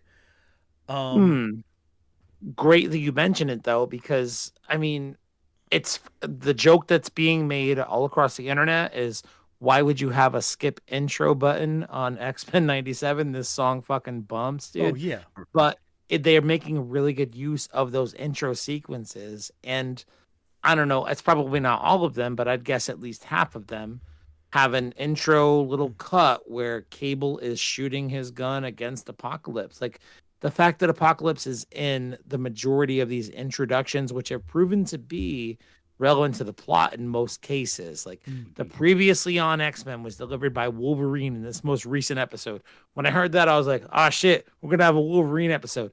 I didn't expect it to end the way that it did, you know? you jinxed us there. Yeah, but my point is for them to feature Apocalypse so repeatedly, there's almost no way he's not involved, right? Well, I think another thing too to consider, and I love how the intros, I should mention this right now, have done such a good job with so little. Like, you see in the intro, for example, Jean Grey, right? In the first two episodes, her hair's down, and then it's in a tie. It's like that right there is the subtle little details that really show they went the extra mile with this intro. It's all relevant. And man, I'll tell you what, when Remy died and they replaced him with fucking Nightcrawler in the intro, I watched it the next week, and because Nightcrawler's one of my top 5, top 3 probably. Same. When he was in that intro, I was like, oh, and then I thought about it. I'm like, who are we missing? And then I remembered Remy died. Oh, dude, Gambit's it really not did there. hurt me. That I was like, man, we finally achieved it, but at what cost, you know? And that's the thing too. I think I was in denial when it first happened, thinking like, oh, they'll bring them back. It'll be like the Hickman run where they have like Krakoa, Moira and the McTaggart bodies. reboot everything. Well, she's gone too. They killed Moira McTaggart off. But when she is reincarnated, like my thought, and I said this to them the other day. Apparently, my dad fell off with the X-Men runs or most comic runs in the last few years. Isn't her whole power when she dies, she reincarnates the universe around her? Moira? Am I misunderstanding her power? Is it? Yeah, so as part of the Hickman run, Moira was revealed to be a mutant, which is a little bit of a change. She's 60 years in the making. Yeah, the friendly human. But yeah, that's what happens when she dies. After if it happens after her power is activated after puberty, bounces all the way back to the womb, but the universe restarts around her, and she retains all the knowledge. from the time she's in the womb forward. So imagine how freaky that is. She has to be conscious and go through her delivery and all. That's got to be horrific. Ugh. But yeah, for lack of a better term, that's exactly what happens. The universe restarts every time Moira dies and is reincarnated, and you know, it's entirely a possibility that that's tapped to reset our X-Men animated series universe. But I don't think they would do that so early. Maybe like 3 or 4 seasons in, but almost definitely not one season in. No, it's just no. I can't see them doing Krakoa that quickly. That whole Hickman run is so strange and so peculiar and ended now, essentially. Like it's so off kilter. I just can't. I can see them doing Hope Summers before they do Hickman. Honestly, They had that Hope Summers Easter egg in the last week's episode, where she's repairing the Golden Gate Bridge. was that Hope Summers? Or was that Rachel Summers? Oh shit! No, my bad. I'm thinking of Rachel Summers. My bad. Yeah, There's yeah. too many Summers children. I can't keep them all straight. Exactly. My Like bad. I feel Hope Summers is more Many realistic. Summers. What? Too many summers. Too many summers. Too many summers. Yeah. I can That's see them too doing many Hope summers. before they do Krakoa. Because that's like so wild and so like bizarre. Like it's hard to. I feel that one might be a little too much for a mainstream audience. Like as fascinating as it is for the comic audience, even for comic book fans, that got a little much after a while to follow. It did. Yeah, It really did. It was a little too thick. It was a little too cerebral of a concept, a little too high-minded, I think. I mean, it was cool, but it was a bit much. Yeah, like I don't see that catching. I don't see that become. I mean, it might become like an era thing where it's like a more condensed, like with Inferno, where it's more condensed. But that comic, that run went so long, and I was confused by it. I was really confused by it while reading it. So maybe I'm just biased saying I personally was. It was fascinating, but really off-putting at the same time. I have a hard time imagining like a mainstream audience like following that unless it's really rewritten. I mean, that's what they've done so well within this series. I mean, my one gripe, I guess, is like, I think I said it earlier, like they're speed running some of these arcs, and I can't even be mad because they're doing it in a way that is arguably like better and more compact than the original source material. And they're doing it in a way which sort of feeds into the next story arcs for what they're trying to do in the animated series. Like they're making a really good use of maybe less than favorite X-Men story arcs and making them into these very entertaining things that all, combined out into this greater season. So it wouldn't necessarily shock me if they kind of, burn through source material, for lack of a better term. I can see that. I just think there's so much X-Men. Like X-Men, I think is one of those stories where like the comics, they reinvent themselves every year. So it's every few years they reinvent themselves in some capacity. So there's so much room for some. Even they did Gold and Blue, like which is such a they even did that this time, which I think is so. The fact that they ridiculous. mentioned it in this episode, Storm, you're leading Gold team. I'll take Blue team.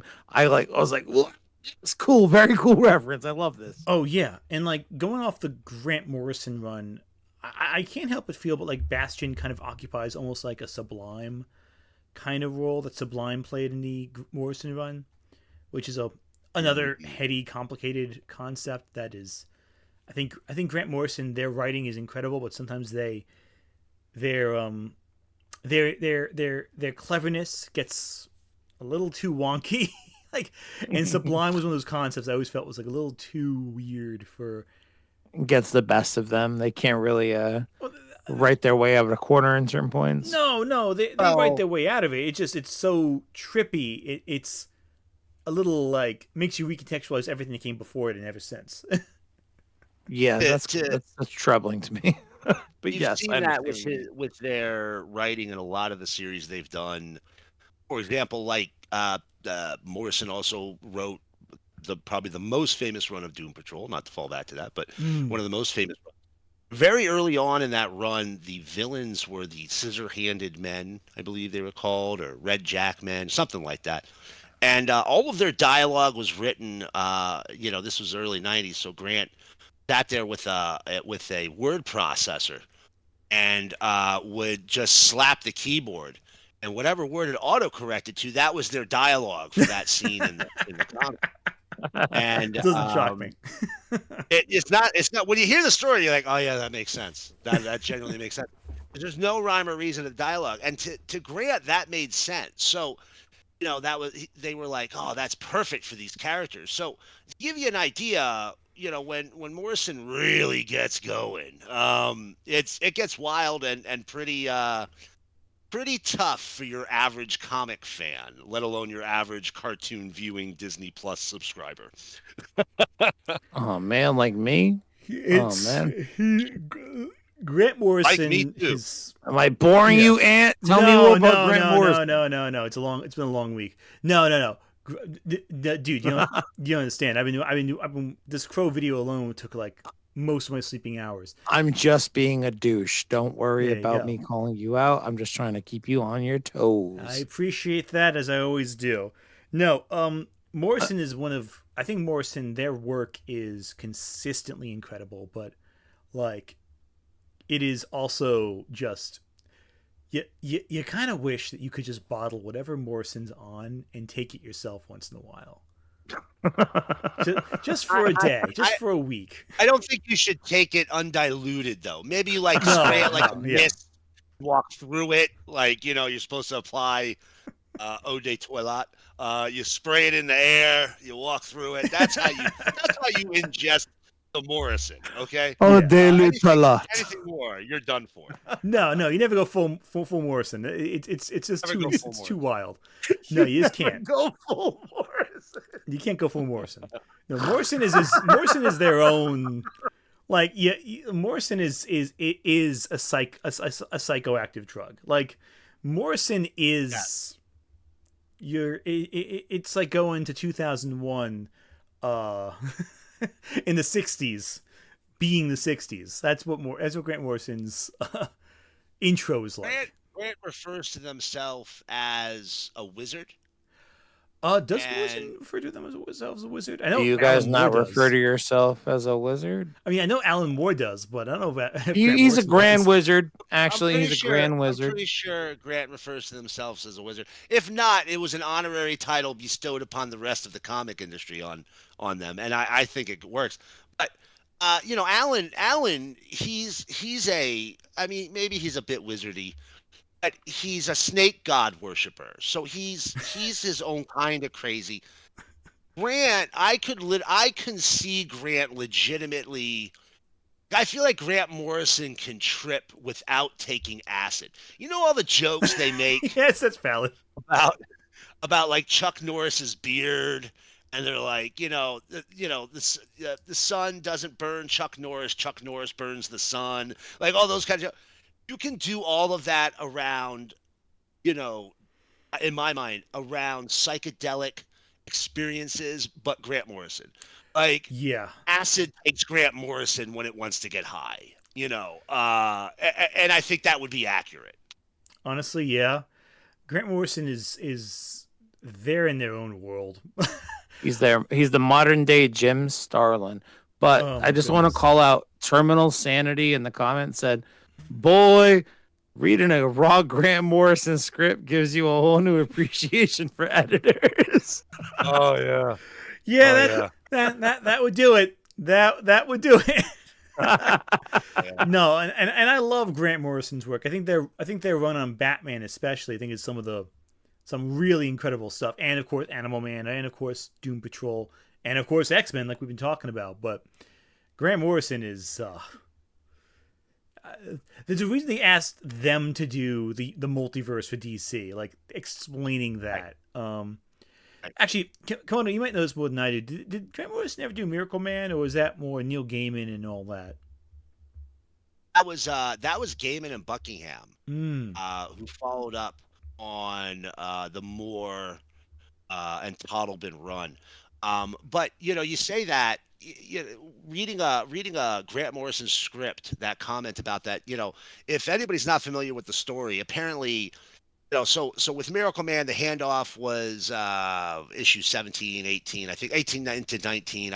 One of those that Moore handed it off to Gaiman, and he left a Bible, right, for Gaiman and Buckingham. Now we're talking about Neil goddamn Sandman Gaiman here, right? Like, this is not a guy who struggles.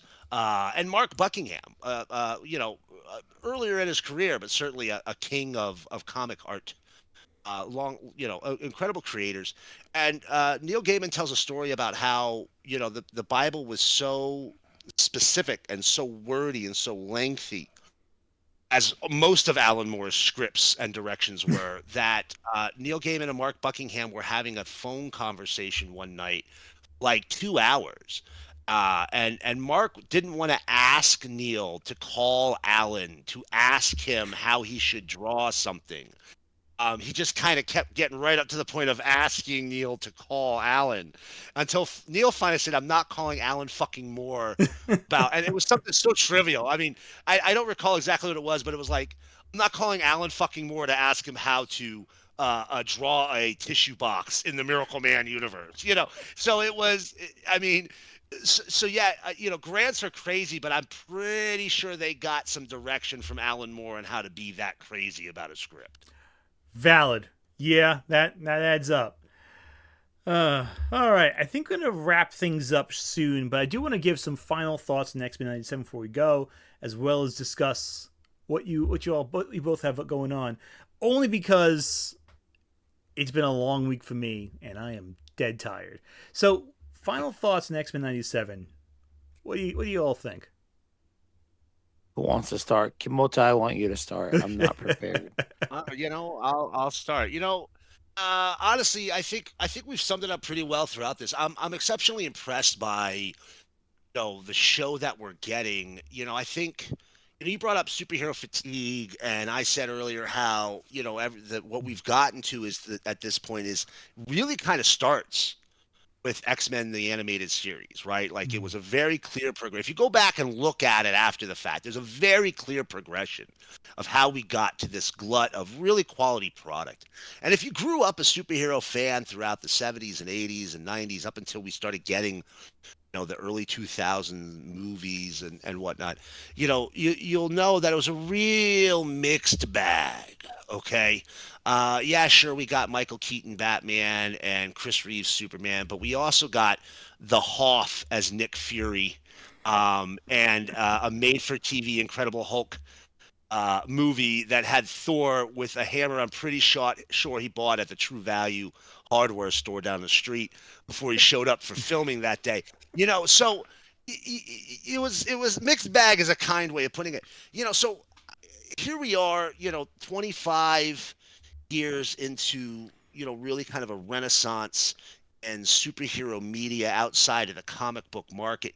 And it all starts there. And we're talking about fatigue. And man, what a great way to kind of snap back that fatigue with something as good as X-Men '97. It's genuinely, no, I'm genuinely loving the show. I didn't think I was going to get pulled into it as hard as I was. And between the nostalgia of hearing that hype of that theme song opening up there, and actually watching a show that has gotten more mature and able to handle these much darker and adult themes while still feeling like something I could sit down and watch with my 14-year-old 13-year-old self and genuinely enjoy. It's just phenomenal. And I think if we're getting at least 2 more seasons, I hope they just keep going until they run out of story to tell. Like, don't keep going after you run out of the story. But if you've got more story, keep doing it, because I'll keep watching this, no doubt about it. 100% agree with that. Oh, yeah. 100%.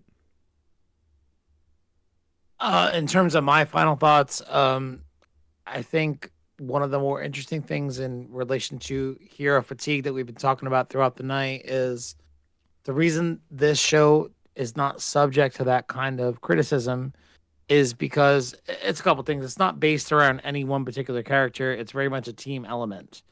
I said this to my dad the other day. I was like, hey, mate, you know why it's really cool when the Avengers all assemble and they team up? It's because they're all using their powers together all the time to fight the ultimate big bad. And that's very cool to witness. What's cool about the X-Men is that that's their default mode. They're constantly in teamwork mode to be able to overcome whatever obstacle it is.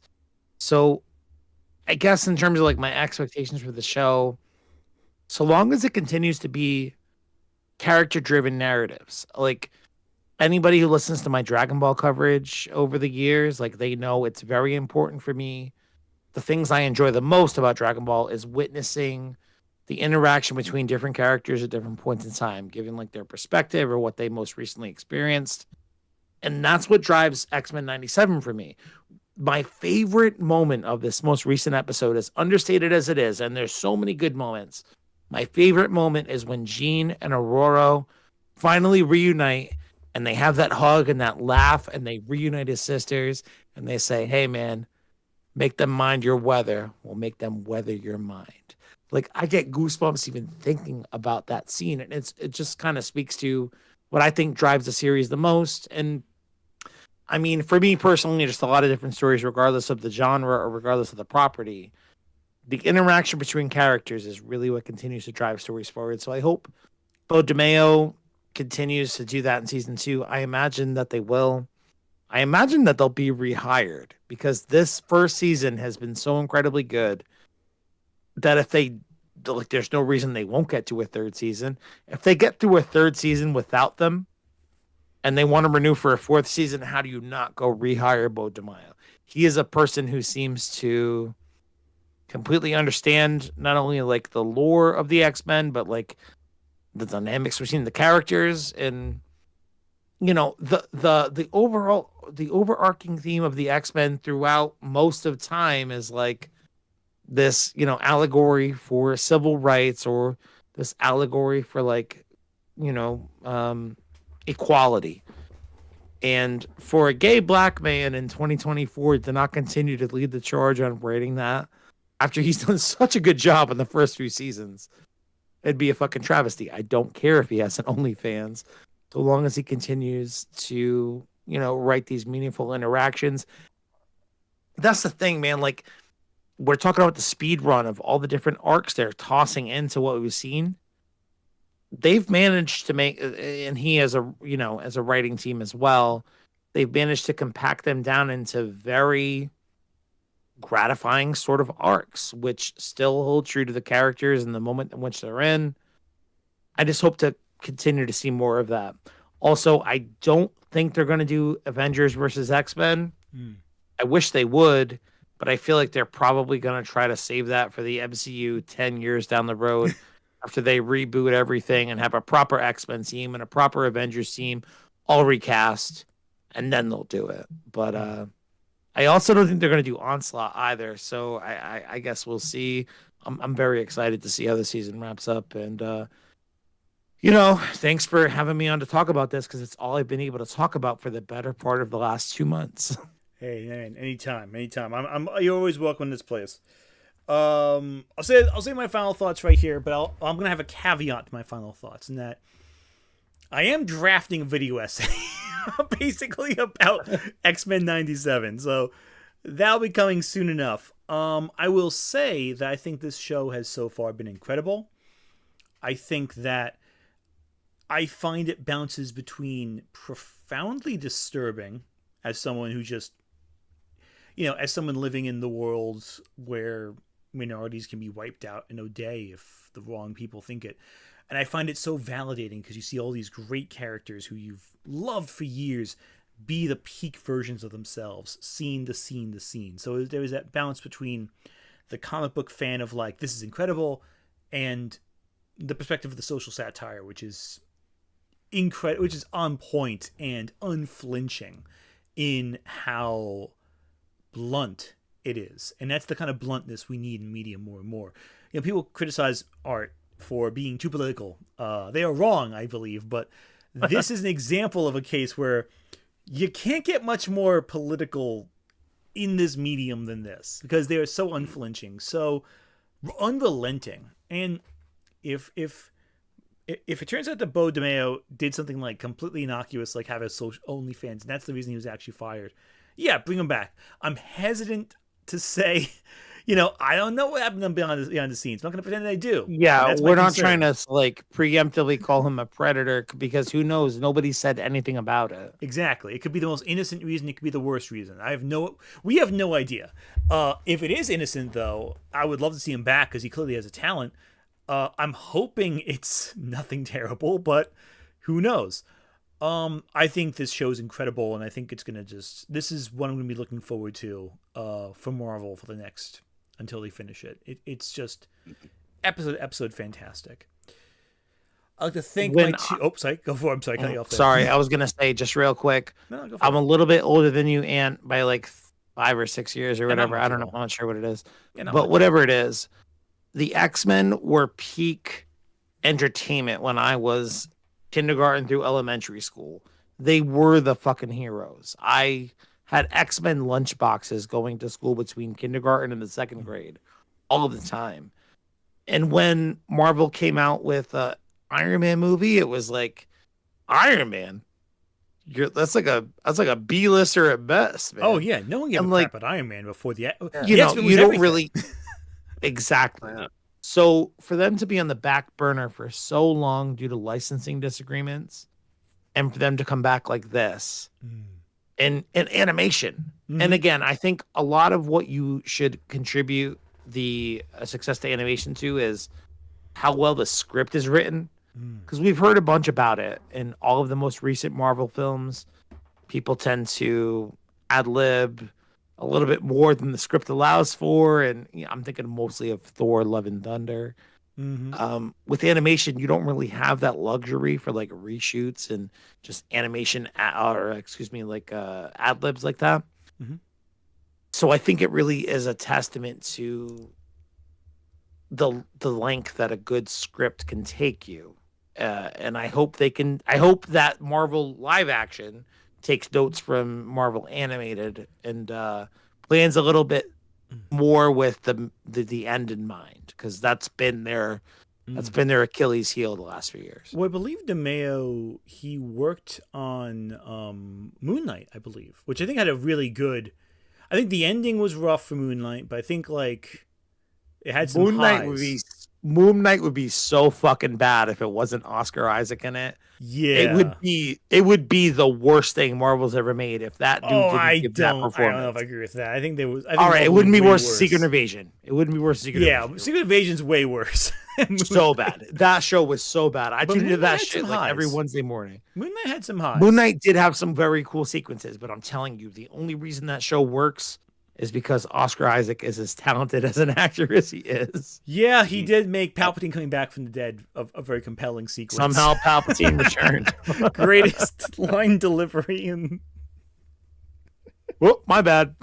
Wrong line. his expression in that scene is like you can tell Somehow he's like he like literally has his arms thrown up to the sky and just could not give any less of a shit in terms of critical thinking on how to determine how this happened. Somehow he returned. He sells the sense of like we have. Like, I mean, listen, I fully believe his character is like, listen, I don't know what happened. Speaks to his skill as an actor yet again. He made even that shitty line not work, but he made it digestible for nerds like us. And I always forget he's in Sucker Punch. I just remembered that the other day. I forgot entirely he's in Sucker Punch. I remember going to Sucker Punch when I was getting paid to hang out with people with developmental disabilities. And one of my clients saw a poster for Sucker Punch and saw a baby girl's big, boobs and her blonde hair and was like, I want to see that. And I brought him to see it. And I was like, this is cool. Was a mistake. No, honestly, man, there's so many fun scenes in that movie, but it is a terrible movie overall. I'm not sure if you visually saw... speaking, it's like a dichotomy of everything Zack Snyder has ever been. The visual appeal to it is totally there. I mean, in terms of boobies and also killing fucking robot like Ninja Star Hitlers or whatever. But God, the story is so terrible. You and Jazzy Oliver and Ash should argue about that because they love. I did a stream a few weeks ago where we were talking about ranking Zack Snyder films, and they loved Sucker Punch. I'm like, I I don't That's see probably it. the one that I dislike the least outside of maybe Man of Steel. He did Man of Steel, right? Yeah, I like Didn't the Owl mind that movie. film. The Owl movie's good. I don't know Like, what the Allen movie is. it's Legends of the Guardians, Rise of Gahul. Zack Snyder did a CG animated owl movie. It's an epic What fantasy Zack with Snyder, owls. what he really needs in his life is like a strong kind of authority figure to just every once in a while step in and say, "Hey, no, Exactly. you Exactly. knocked it off." He'd be a great All that dude cinematographer, needs. but he needs to. He'd be so much better. Also, if he just resigned himself to a lifetime of being the most beautifully composited director of photography ever, Mm-hmm. like he's got such a distinct, beautiful look. That's Mm-hmm. why everyone falls in love with his movies. That's why we have a fucking Snyder cult online. You're like, but it looks so pretty. What do you mean bad Superman's bad? He'd be Like, the it's greatest because of the way DP of he the frames 20th shots. century. It's so frustrating. He'd be the greatest Right. DP of the 21st century. He would. He would Yes. be. Oh, yeah. He would be up there. Yes. Oh yeah. Dude made 300. Like, Yeah. If he just had somebody with, as you said, with a rolled up newspaper to walk up every once in a while, just slap him in the No. nose, and be like, no, Zack Snyder. no, Zack I kind Snyder. of want to try to ascend my. little Is spray that of my water. new? Like it's a cat. Is that my new goal in life to like try to ascend myself to a role where I'm in a position to be able to hit Zack Snyder with a newspaper on the nose His and chief, say, his chief assistant Zack of Snyder? staff just has a rolled up magazine everywhere, standing behind him at all times, ready to Nice. slap him in the back of the head. and I smack him in the bottom and I say, "You're a bad boy, Zack Snyder. Let's Okay, go to now court we've about gone it." to a very different Zack Snyder fantasy that you're having. Yeah, I got a lot of them, dude. Let's get down to the bottom Oh my of all. goodness. No, well, Zack Snyder. It's funny. When I was doing my video on Snyder, I had to watch a bunch of interviews with him. He was talking about how like no one would fund his Fountainhead movie, and I'm like, yeah, Why? I can't imagine Nobody why. wants to fund a fucking Ayn Rand novel in 2015 With like $200 million epic Ayn Rand adaptation. Like, no one wants this. Can I do a Dragon Ball rant real quick just Go before for we it. Go cap for it it. off? No, go One of for my it. favorite Zack Snyder moments, and one of the reasons why I was able to tune into him as a person so clearly was because, I don't know, about 4 or 5 years ago, there was a very strong rumor that perhaps he was in the running to direct a live action Dragon Ball movie. Now, I don't know if you can tell, but Dragon Ball is like literally my favorite fucking thing in the world. You've seen Dragon Ball? I had no idea. No one told me this before. I've never been on a podcast. It's literally and my talked about favorite Dragon thing. Ball. Yeah, I make a Dragon Ball podcast. It's called Dragon Ball Super Dope. I also make the other one, the Advice Pod. My point is, a lot of people said to me, "How would you feel?" Because they'd already heard me shit all over Justice League, and I'm like, I'm all set with this guy. And they're like, "Well, he's gonna make a Dragon Ball movie. It's gonna be better than Dragon Ball Evolution, isn't it?" And I'm like, "Is it though?" And I had to go back and rewatch the clip as to where this rumor originated from. And it is a guy, and like, I'm not trying to I don't know. I'm very proud of everything that you've had in terms of recent success from where I met you 5 years ago. Mhm. You're doing amazing things right now. But it I is a know this is guy going. probably I know this it is a going. person arguably much smaller than you in terms of reach of audience who got this, this press junket interview with Zack Snyder. And it's one of the most awkward interviews in the goddamn world. And he asked the question. I watched it so many times. Well, would you ever? Oh, of course you would. Yeah, would you ever consider directing a Dragon Ball movie? Like that's literally how he asks the question. It's so awkward how unprepared he is to ask this question. And Snyder basically says something to the effect of like, I've watched some Dragon Ball with my child. If somebody approached me about it, I'd certainly take the meeting, but yeah, I don't have any plans or intent for that right now. And everyone was like, he'd take the meeting. He's going to be the next director of a Dragon Ball movie. And It's amazing how this the always fuck happens up. this way. And look, it's just like, what's that in Living Color song? I'm a culture of reality. Shit. I'm not doing the words. I know what you're talking about, though. I know what you're talking about. And look, I'll tell you Cult this of right. personality. He's a cult of personality. That's what I'm trying to get at. Oh no, and look, I'll say this too. I will wrap up soon because I know we all got things we got to take care of. But I'll say this right now, like as someone who's done interviews with writers and actors and all that in the past, the worst thing you can do is not have an idea what you're going to ask someone and ask something a leading question like that because you know what you're going to ask about. So I'll give you an example. Back when I was still really writing for CBR in intensive fashion, I got to interview Joe Manganiello. That's very cool. He was a really cool dude. I have definitely.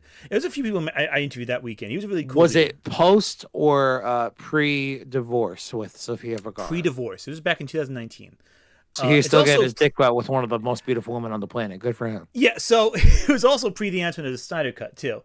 And so one of the questions I had, because we were talking about this clothing line he was working on, it was like a really cool clothing line. If you know Frank Frazetta, there was a whole inspired by that.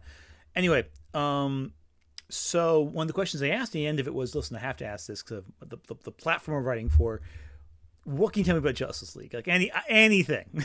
And he's like, oh man, if I could write a book about this after the fact, I would, but I can't say anything. I'm all under non-disclosure agreements. Like, oh, that's fair, you know. And like he was cool about it. But the thing is, you got to ask the question, but you also got to go, okay, listen, if you can't say anything, you can't say anything. But like, come on, if you can not even give me something, it's like I can't. But like, come on, dude, how much of a douche was Joss Whedon? Come on, just help me reinforce that. Hey, hold that one back.